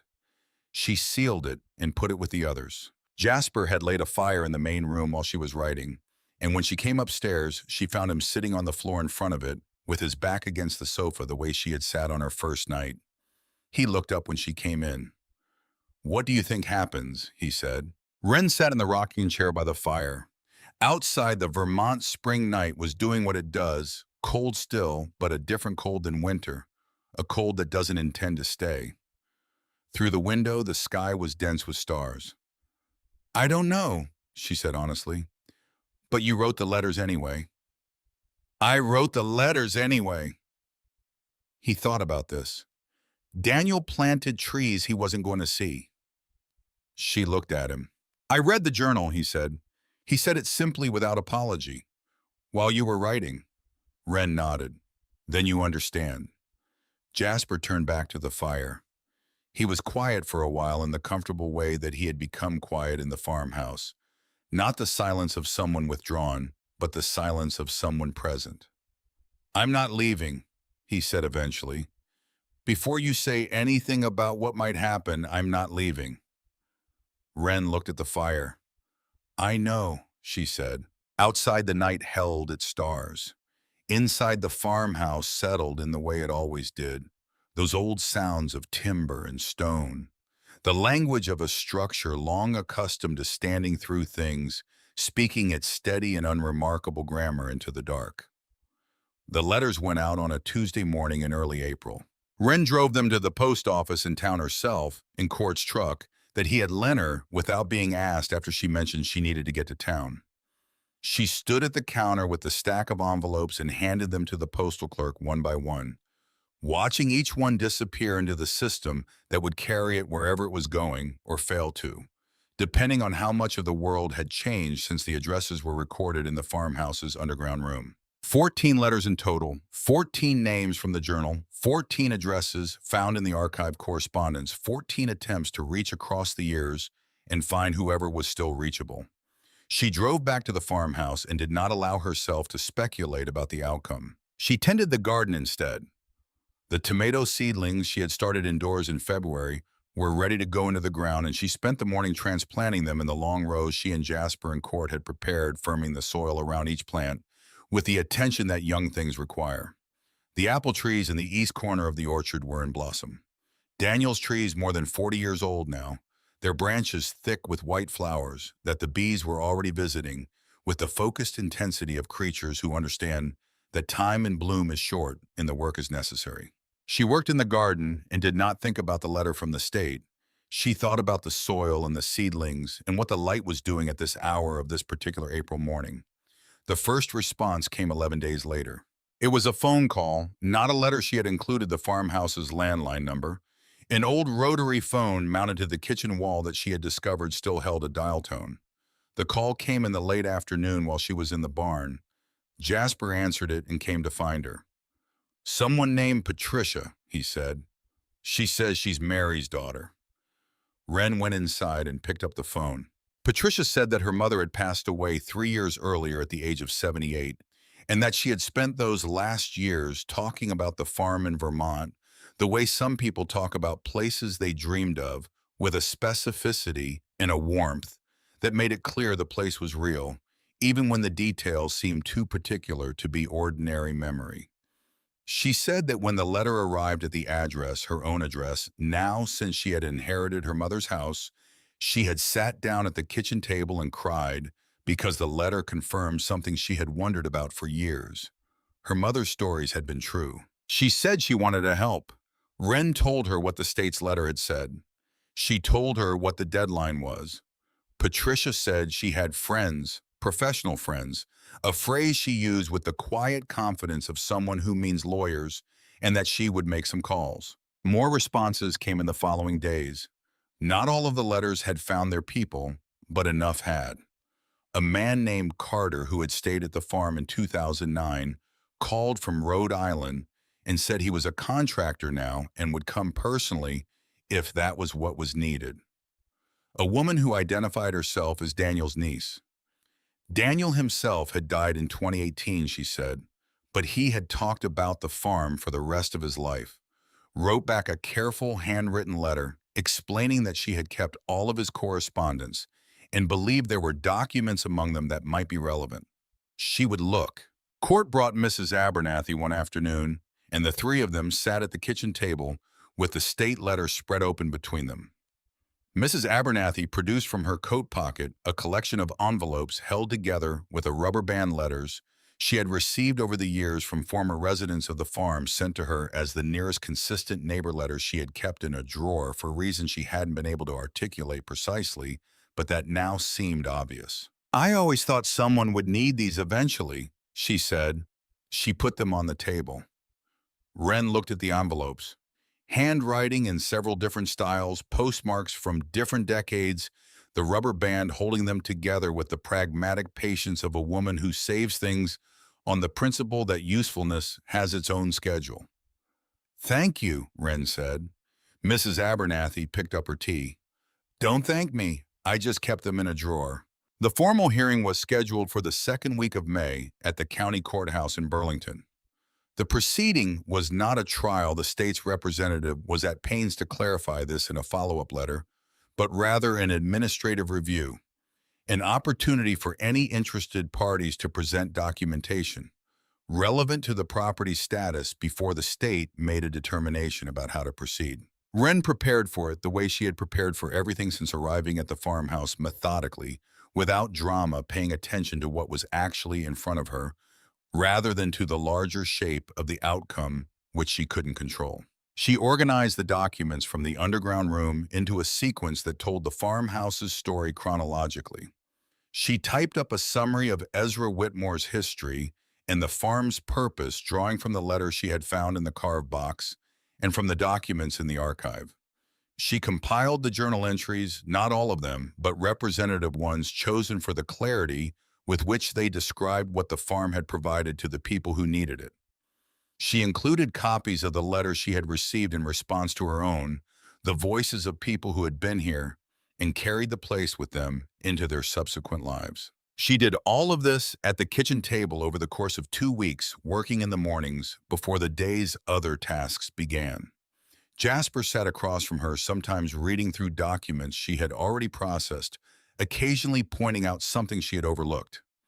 He had a good eye for the detail that mattered, the specific line in a letter that crystallized what all the other lines were circling around. On the evening before the hearing, Court came and sat on the porch with her for a while. He didn't say much. He brought a thermos of coffee and poured 2 cups, and they sat in the quality of Vermont evening in mid-May, when the days have finally become longer than the nights, and the air carries the smell of the lilacs that grew along the south fence of the farmhouse in a tangle of purple and white that had been there, Mrs. Abernathy told her, since at least the 1940s. "Whatever happens tomorrow," Court said eventually. He didn't finish the sentence. He seemed to decide that finishing it was unnecessary. Wren looked out at the orchard. The apple trees were past their blossom now, the petals fallen, the first small formation of fruit beginning where the flowers had been. Daniel's trees producing again, as they did every year, because more than 40 years ago, a 22-year-old man had decided to invest in a future he wasn't certain he deserved. "Whatever happens," she agreed. They drove to Burlington in Court's truck the next morning. The courthouse was a substantial brick building in the center of the city, older than the state's involvement in this matter. By many decades, its entrance flanked by the kind of columns that were intended to communicate permanence and the weight of institutional authority. Wren carried her file of documents in a folder she had found in the farmhouse's study, dark green, its edges worn soft. The hearing room was smaller than she had expected. A long table at the front occupied by 2 state officials and a clerk with a laptop. Rows of chairs facing it, perhaps 30 of them, most of them empty when Wren and Jasper and Court arrived. Wren took a seat in the front row and set her folder on her knees and looked at the table. She had thought during the days of preparation about what she was going to say. She had rehearsed it in the way she rehearsed things, not word by word, which she had found produced something that sounded rehearsed, but by thinking very clearly about what was true and trusting that if she stayed close to the truth, the words would follow. What was true was that this farmhouse had been doing something specific and valuable for more than 80 years, and that the people it had done this for were real people whose real lives had been changed by it, and that the state's legitimate administrative interest in resolving the property status did not alter any of those facts, only imposed a deadline on deciding what they meant. The lead official called the hearing to order. She was a woman in her 50s with the practiced neutrality of someone who attends many such proceedings and has learned to withhold judgment until the evidence is complete. She explained the process. She asked Wren to present her documentation. Wren stood. She had been speaking for perhaps 4 minutes, working through the chronology beginning with Ezra Whitmore and the farmhouse's original purpose when she heard the door at the back of the room open. She didn't stop speaking. She kept her eyes on the officials and continued with what she was saying, that the property had functioned without interruption as a refuge for people without other options for a period of more than 8 decades, and that this represented a form of continuous community use that she believed was relevant to the question of how the state should proceed. But from the corner of her awareness, she registered the sound of people settling into chairs. More than one person. Several people. She finished her presentation and sat down. The lead official asked whether there were others present who wished to speak. A chair scraped at the back of the room. Wren turned. He was not a tall man, and he was moving slowly with the deliberate care of someone for whom each step is a negotiation. He used a cane of dark wood worn smooth at the handle from long use. His face was deeply lined, his hair entirely white, his eyes behind his glasses a clear and steady gray that had not dimmed with the rest of him. He was 91 years old, and he had driven 7 hours from a town on the Maine coast to sit in this room.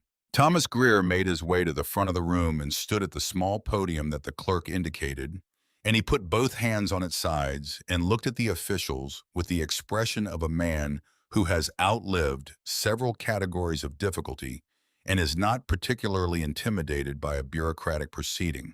"My name is Thomas Greer," he said. His voice was slower than it had once been, but it was clear. "I was 19 years old in the winter of 1955 when I found that farmhouse. I had served in Korea, and there wasn't anyone waiting for me when I came home, and I had enough sense left to know that I was not in a condition to be around people, but not enough left to know what to do about that." He paused. "I stayed at that farm for 5 months. I chopped a great deal of wood. I ate meals that were better than anything I deserved at that point. I slept in a room with a window that faced east, and every morning the light came in and reminded me that the sun was still coming up, and I might as well be there when it did." He looked down at his hands on the podium. "I left in the spring and I got a job, and eventually I got a life. My wife passed 14 years ago. I have 3 children and 7 grandchildren. Last Thanksgiving, there were 22 people at my table." He looked up.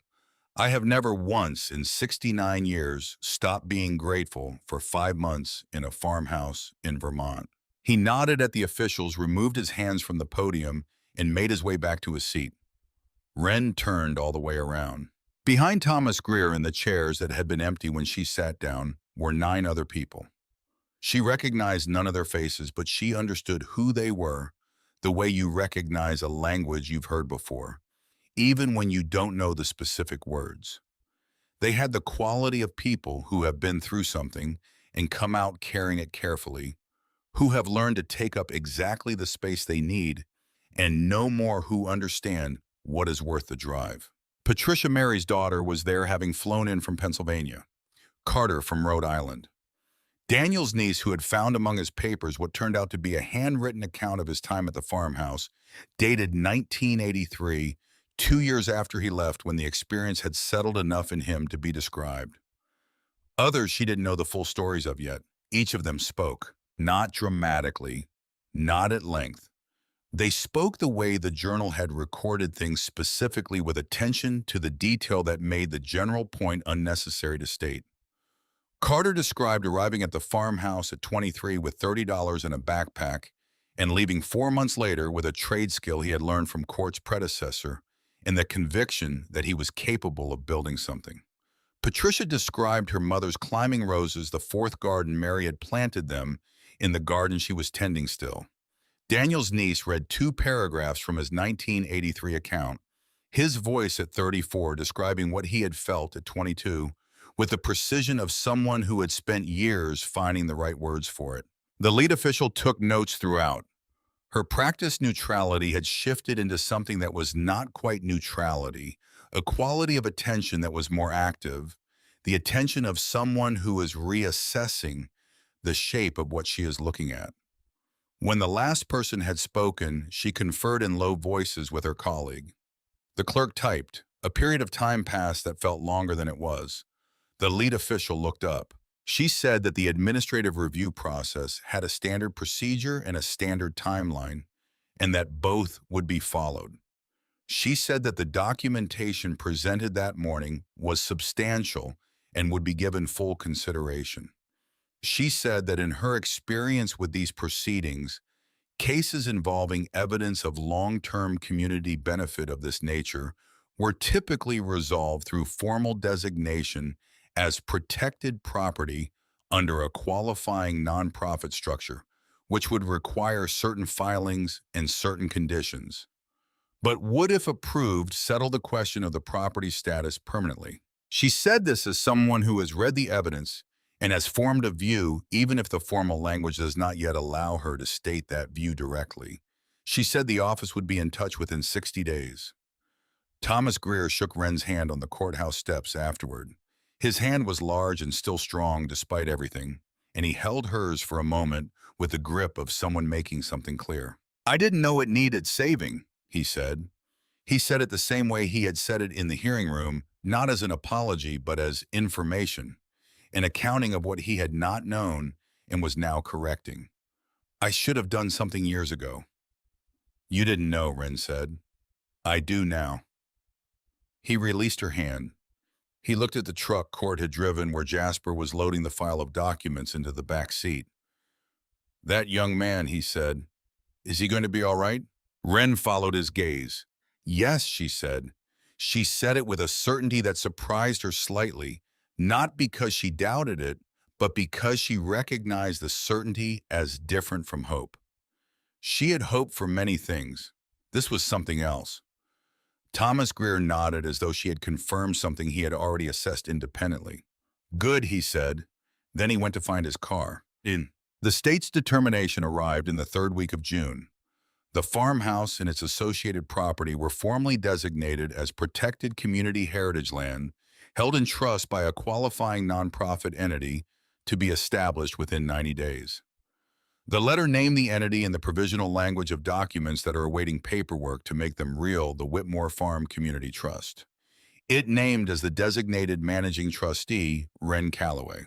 She read the letter at the kitchen table on a morning in late June when the garden outside the window was doing what June gardens do in Vermont, everything at once in the abundance of a season that knows it has to get a great deal done in a short time. The tomatoes were climbing their stakes. The beans had found the poles. Along the border of the garden, the wildflowers from Edna Whitmore's seed stock were opening in the early light colors.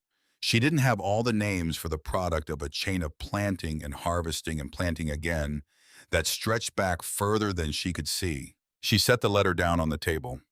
Jasper was at the counter making coffee. He put a mug in front of her and read the letter while she held the mug in both hands and looked out at the garden.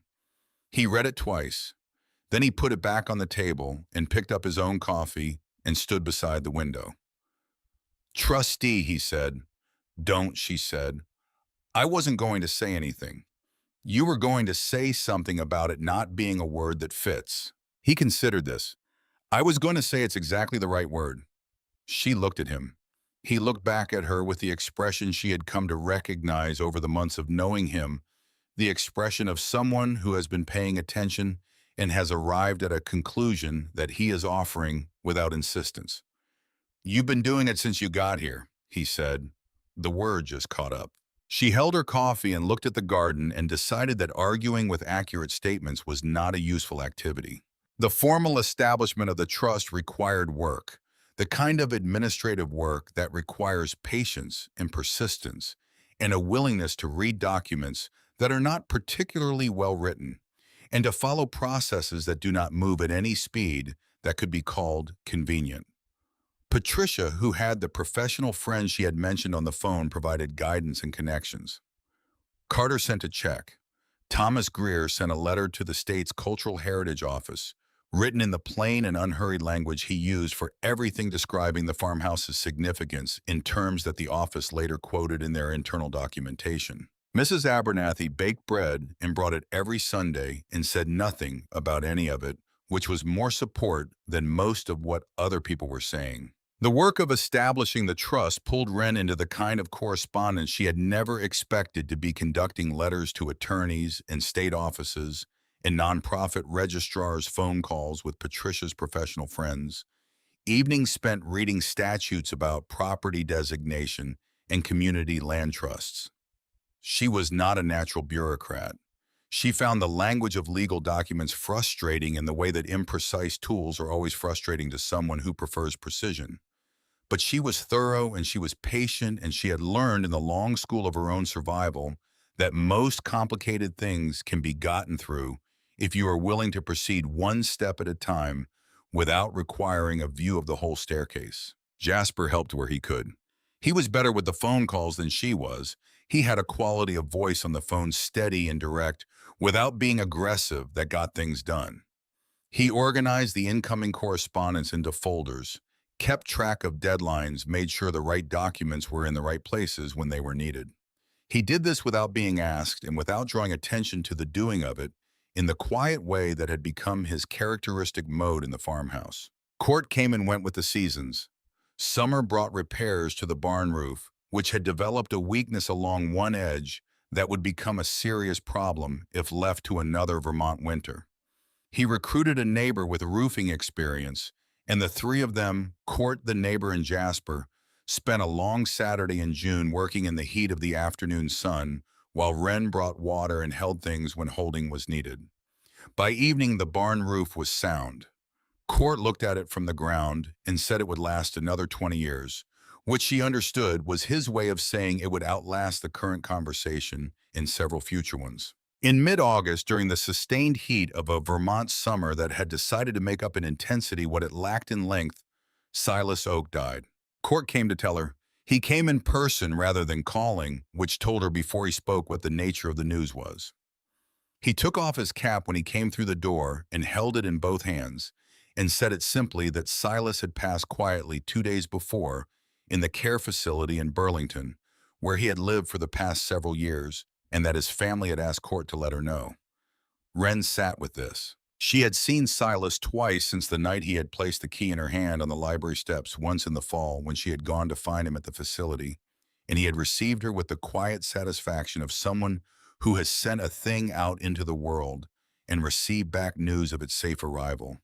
And once in the spring after the hearing when she had driven to Burlington specifically to tell him what had happened in that courthouse room. He had listened to the account of Thomas Greer's 7-hour drive and the 10 people in the chairs at the back of the room with the expression of someone who is hearing confirmation of something they already knew. And he had held her hand for a moment when she finished and said only that he was glad she had been there to write the letters. She asked Court whether Silas had left anything for her. Court reached into the deep pocket of his coat and produced a small envelope, the kind that fits a correspondence card. Her name was on the front in handwriting she recognized from the farmhouse's documents, careful, deliberate, shaped by an earlier era's standards. She opened it later alone, sitting in the rocking chair by the fire in the main room. Outside, the summer evening was long and still. The garden was at its fullest, the tomatoes ripe, the beans producing faster than she and Jasper could eat them, the wildflowers in their second bloom of the season. Through the window, she could see the apple trees in the orchard, their branches heavy with the fruit that was 3 weeks from harvest. She unfolded the card. Silas had not written much. He was a man who had always seemed to understand that the essential thing was all that was needed, and that surrounding the essential thing with more words did not make it more essential. People may one day say that you saved this place. Don't believe them. It survived because every generation decided the promise was still worth keeping. She read it twice. She looked at the fire. You were never asked to carry everyone.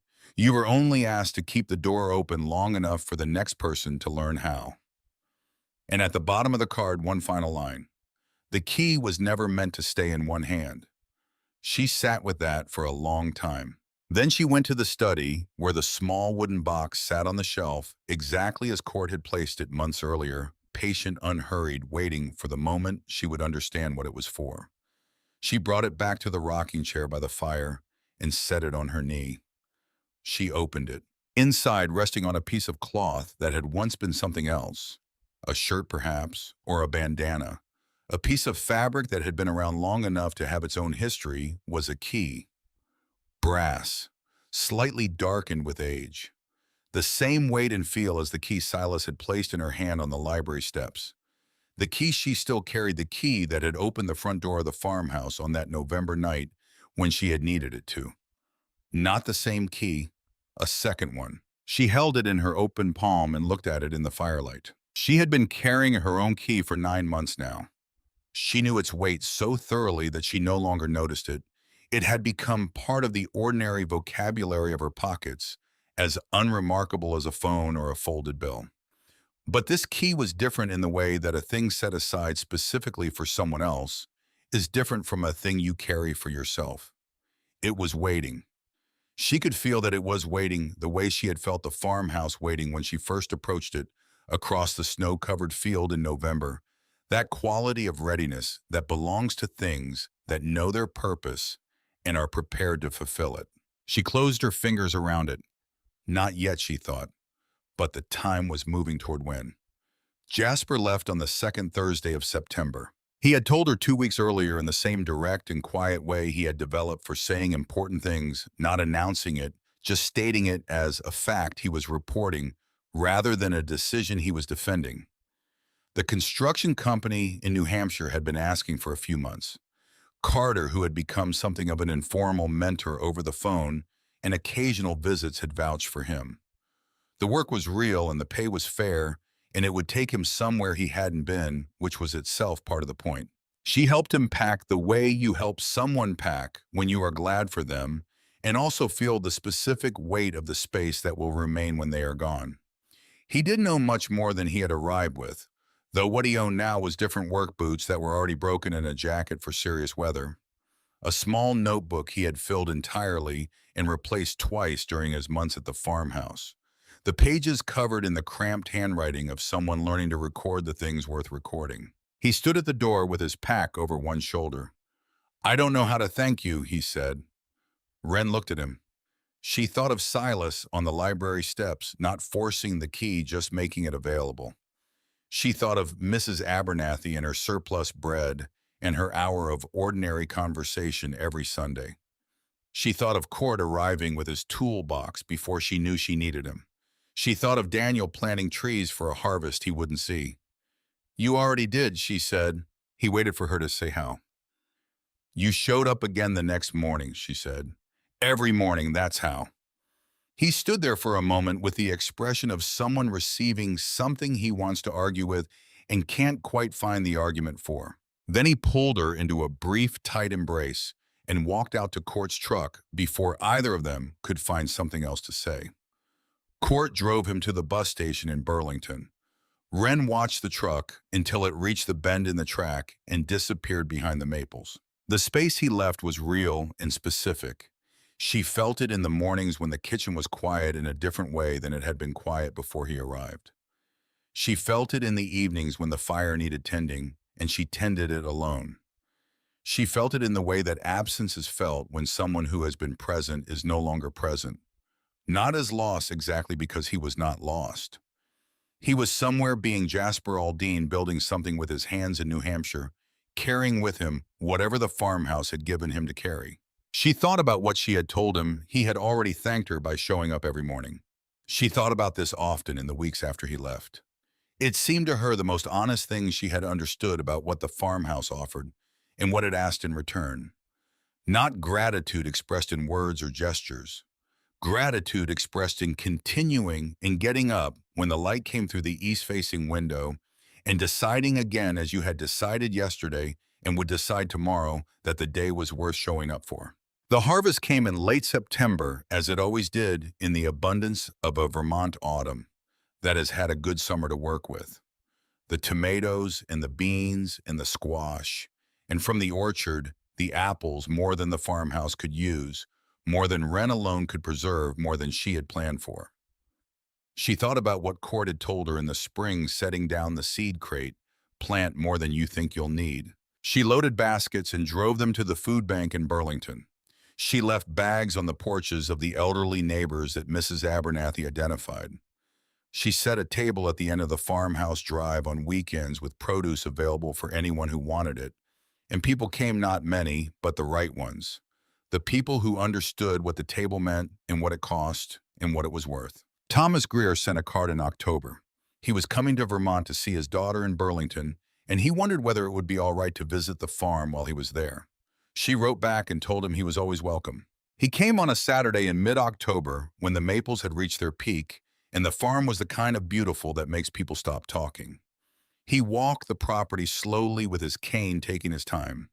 He stood for a long while at the east corner of the orchard under Daniel's apple trees, which had produced generously this year, as they always did, the grass beneath them scattered with windfalls. He didn't say much. He didn't need to. When she walked him back to his car, he stopped at the barn and put his hand on the old timber of the doorframe. He stood like that for a moment, just resting his palm against the wood that had stood here for over a century and a half, feeling whatever old things communicate to the hands that rest against them. Then he got in his car and drove down the track toward the road. That evening, Wren went to the underground room and added to the journal. She wrote in the plain and careful way she had learned from reading the entries that preceded hers, attending to the specific detail rather than the general summary, trusting the detail to carry the weight. Thomas Greer came back today. He is 91 years old. He put his hand on the barn door and stood there for a moment and didn't say anything. He drove 7 hours to a hearing in May to speak for this place. He drove here today just to put his hand on the door. She paused. She thought about what else was true. The apple trees Daniel planted are heavy with fruit again. I sent 3 boxes to the food bank. I kept enough for the winter. I saved the seeds. She closed the journal and returned it to the oak table. The weeks after Thomas's visit were quiet, in a way that felt earned rather than empty. The trust paperwork had been completed. The filings made the conditions met. The Whitmore Farm Community Trust, formally recognized by the state of Vermont as the legal custodian of the property. The farmhouse and its barn and its orchard and its underground room, full of 80 years of carefully preserved history, belonged now to something larger than any one person, which was Wren understood exactly how it had always belonged, even before there were legal documents to say so. Mrs. Abernathy continued to come on Sundays. She brought bread, and she drank tea, and she talked about the foxes and the weather and the quality of the autumn light.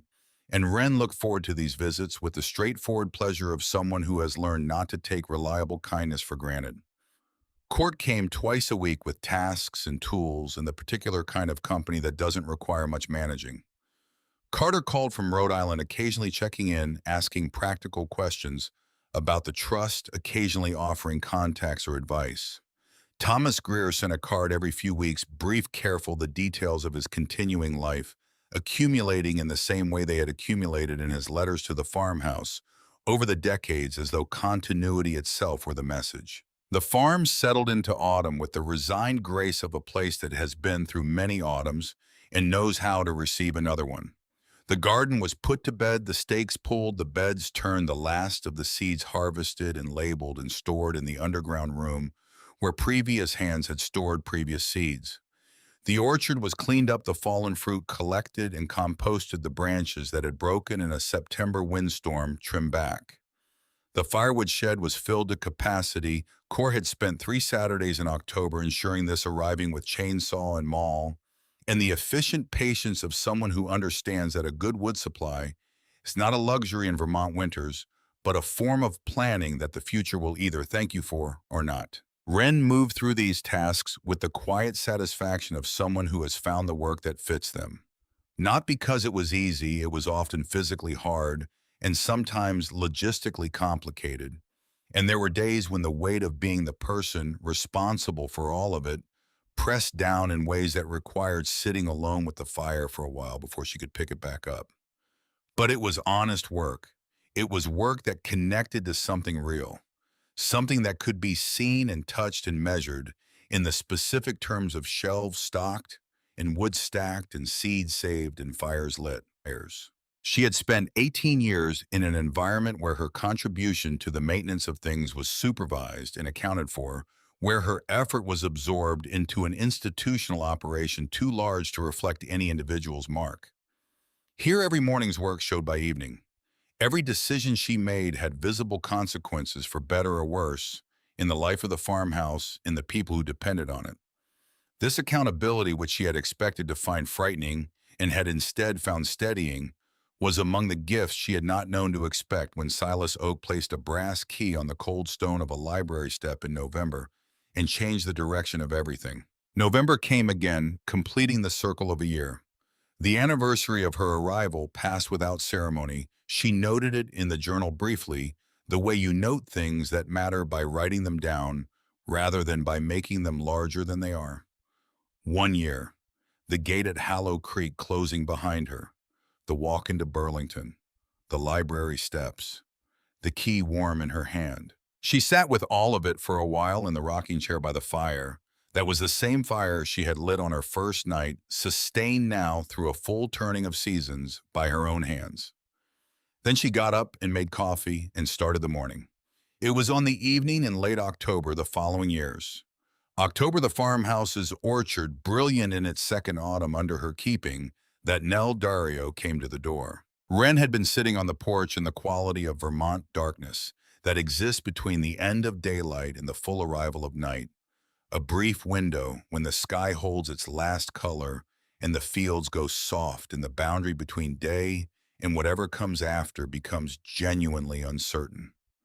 The air smelled of fallen leaves and cold earth, and the particular dry sweetness of ripe apples that had been hanging in the orchard for a week past their peak and were beginning to give themselves back to the ground. The lantern beside the front door was burning. It always burned in the evenings.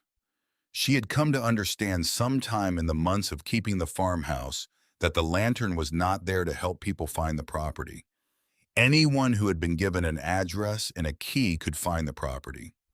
The lantern was there for something more specific, for the moment of arrival, when a person coming toward the light needed to be able to see that the light was real, that it was consistent, that it was there on this night as it had been there on the previous night and would be there on the night after this one, that it was not accidental, that it was chosen.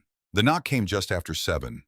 Wren set down the cup she had been holding and went to the door. The young woman on the porch was slight, wearing a jacket that was adequately warm for September and was meeting October with declining success. Her backpack was old and had been repaired at one strap with a length of cord. Her hair was dark, and her eyes, when she looked at Wren, were the eyes of someone who has been holding herself together by the effort of will that people employ when they cannot afford to stop. She was holding a piece of paper with the farmhouse address on it. The paper was soft, with handling the creases at the folds beginning to separate. "Someone gave me this address," she said.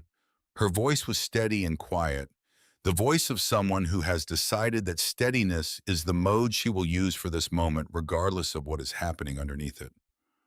Before she retired, my caseworker. Wren looked past her at the track. No car, no one waiting. In the space of one breath, she saw herself at 18 standing on the wrong side of a gate that had just clicked shut behind her. The sandwich in her pocket, the cold walk into Burlington, 2 miles in sneakers that were wrong for the weather, the library steps in November, watching houses with lit windows across the street, the specific quality of dark when you are 18 and have nowhere to go and the night is just beginning. And then Silas, an old man on the far end of those same steps, still impatient, placing a brass key on the cold stone beside her hand without forcing it into her palm, giving her the choice, because the choice mattered, because receiving something freely is different from receiving something you couldn't refuse. Wren stepped back from the door. "There's soup on the stove," she said. The young woman hesitated. Her eyes moved around the entry hall, the fire visible through the doorway, the warm smell of the farmhouse reaching out into the cold, the quality of light from oil lamps and firelight that has nothing in common with any other light. "Don't you want to know who I am?" she said. Wren looked at her. She thought of the journal. She thought of Thomas, who had come back from a war and found that the farm didn't ask him to explain himself before it let him chop wood. She thought of Mary, who had laughed for the first time on the 27th day. Not the first day, not the second, but the 27th, because that was how long it took. And the farm had been there for all 27 of them without requiring anything in return. She thought of Jasper standing in the same doorway in November rain, holding a piece of paper worn through at the folds, his voice controlled by effort waiting for the condition. There is no condition she had wanted to tell him then and had found a different way to say it. There is no condition she wanted to tell this young woman now and found the same different way. We have plenty of time for names, she said. Nell Dario, she learned the name later over soup, the way you learn things when no one is requiring the telling, stepped across the threshold. The farmhouse received her the way it received everyone who came through that door, with the right kind of need. Not with drama, not with magic, but with the accumulated warmth of a place that has been used for warmth for a very long time and has learned how to hold it. The fire in the main room, the lamp on the mantel, the smell of cedar and old books, and something underneath those things that had no name, but that the body recognized immediately as safe. They ate soup at the kitchen table and talked about ordinary things. The weather, the drive Nell had made from Burlington on a bus, and then on foot, the particular cold of Vermont evenings in October that she was not fully prepared for. Wren asked no questions about where Nell had come from or what had preceded this arrival. She listened to what was offered and did not press for more. After dinner, she showed Nell the east-facing bedroom, the room with the window that caught the morning light. First, the room that she had shown to Jasper because she understood instinctively that it was the right room for people who needed to start believing in mornings again. Nell stood in the doorway looking at the narrow bed and the crafted shelf on the wall, in the window dark now but facing east. And her expression was the expression of someone who is not yet ready to believe they are allowed to be comfortable, but is considering the possibility for the first time. There are extra blankets in the cedar chest, Wren said. The coffee tin is always full in the morning. If you need anything in the night, I'm at the end of the hall. Nell looked at her with something complicated moving behind her eyes. Gratitude mixed with the particular wariness of someone who has learned to distrust kindness, because kindness has not in her experience been free. "Why are you doing this?" she said. It was a fair question. It was, Wren thought, exactly the right question, not the wrong one, not the one that most people asked, which was about ownership and entitlement and who had the authority to make this offer. The right question, the one that got at the thing underneath the transaction. She thought about how to answer it honestly. Because someone did it for me, she said, and someone did it for them, and someone will do it for whoever you become or whoever knocks on a door that you decide to leave unlocked. She paused. That's what this place is. It's the decision made again and again by ordinary people that the next person deserves a chance. Nell stood in the doorway for a long moment. Then she nodded once, the nod of someone filing information carefully, not yet sure what to do with it, but recognizing its weight. "Okay," she said. She went inside and closed the door. Wren came back downstairs and sat in the rocking chair by the fire. The house was quiet around her, the particular quiet of a house that contains someone sleeping or almost sleeping, a quiet with a human presence in it rather than without one. She took the brass key from her pocket, the second one, Silas's key. The key from the small wooden box that Court had placed on the kitchen table on that first afternoon, and that had waited patient and unhurried until she was ready to understand what it was for. She held it in her open palm in the firelight. She had understood when she opened the box in August and found the key inside that it was not for her. She had understood it with the same wordless certainty she had felt when she first approached the farmhouse across the snow-covered field, that particular quality of recognition that arrives before reasoning, that the body knows before the mind catches up. The key was not for her. She was holding it in trust. She had been holding it in trust through the months that followed, waiting for the moment when the right person arrived and the purpose of the holding became clear. Sitting in the chair with the key in her palm, she thought about why the timing had been what it was. Why not Jasper, who had needed this place as much as anyone who had ever come through the door? Why not any of the other people who had passed through in the years since she arrived? People Court had mentioned, people Mrs. Abernathy had quietly directed people who had come for a week or a month or a season and gone on with their lives carrying something they hadn't had when they arrived. The answer, she thought, was not about Nell. Not specifically. It was about Wren herself, about the particular shape of what she still needed to understand before she could pass the key along with the full weight of what the passing meant. She had needed the arrival in November cold and frightened to learn what it was to receive without condition. She had needed the underground room with its journal and its letters and its wall of photographs to learn the history of what she had been received into. She had needed the letters in the hearing and Thomas Greer's 7-hour drive to learn that the people the farmhouse had helped were not passive recipients of someone else's generosity, but active participants in an ongoing decision. People who, when called upon, drove 7 hours and stood at a podium and spoke. She had needed Jasper in the particular education of helping someone else through the beginning she had already been through to learn what the farmhouse was actually asking of its keepers. Not to save people, not to solve problems, only to open the door, only to say you don't have to earn this, only to give enough time and enough warmth that the person could find their own way to the morning.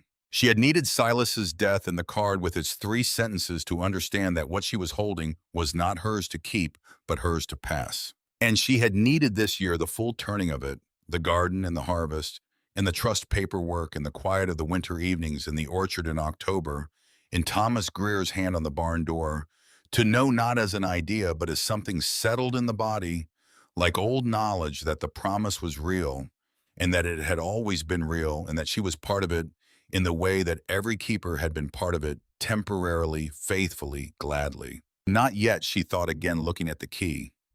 Nell had been here for 3 hours. She needed time that belonged only to her, not borrowed from anyone else's calendar, not measured against anyone else's healing.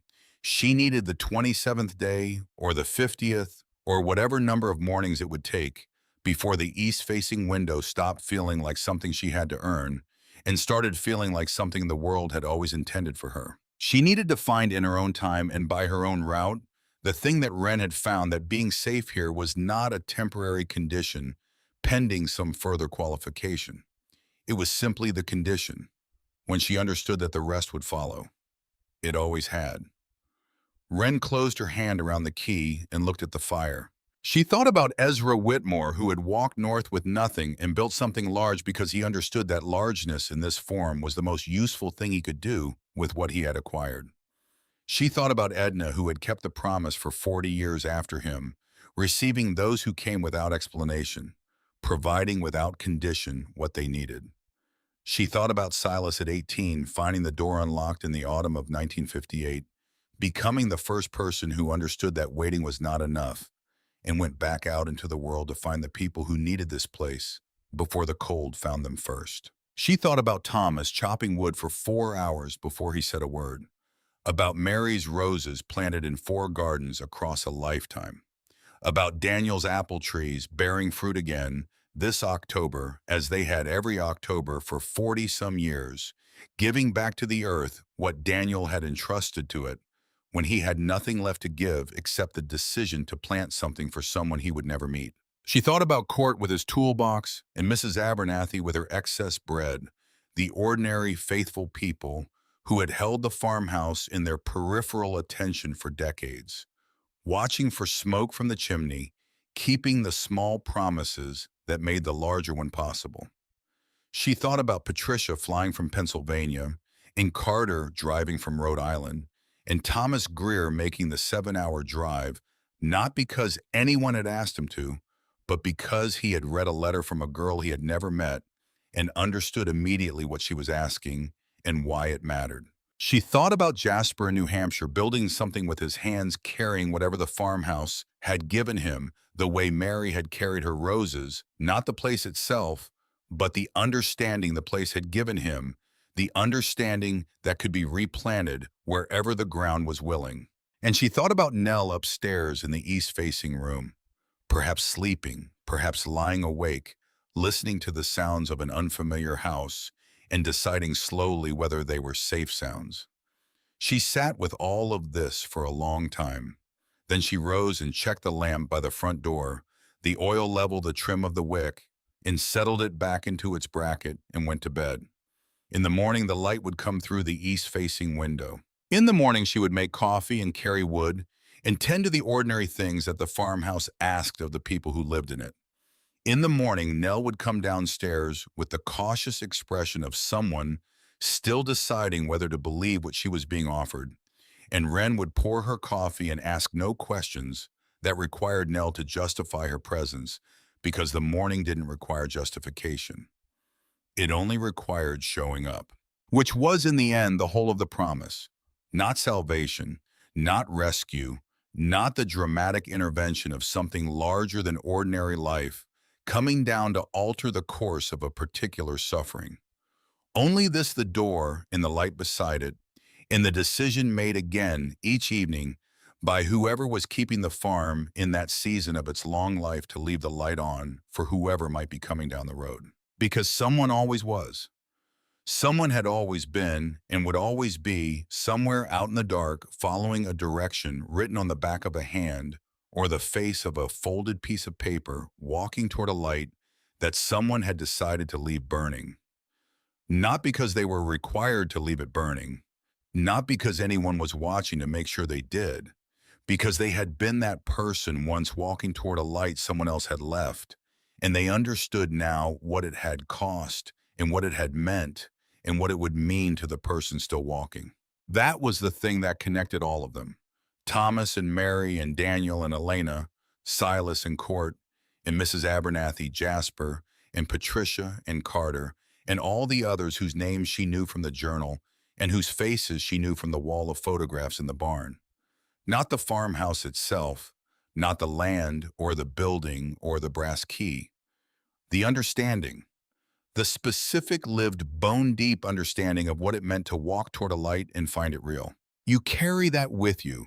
It goes wherever you go. And sometimes when the time is right and you find yourself in a position to do so, you turn around and leave a light on for someone who is still walking. Ezra Whitmore had built a door that never closes. He had never imagined, perhaps, that it would still be opening a century and a half later for people whose circumstances he couldn't have foreseen. He had built it anyway with whatever he had because he understood the essential thing that loneliness is not inevitable, that belonging can be built, that a door can be left open without requiring anyone to earn the right to walk through it. Wren Calloway turned off the lamp in the main room and climbed the stairs to bed. In the farmhouse settled around her with the sounds of old wood and good foundations, and the lantern beside the front door burned steadily into the October night, patient and constant and entirely without drama, doing the one thing it had always been there to do.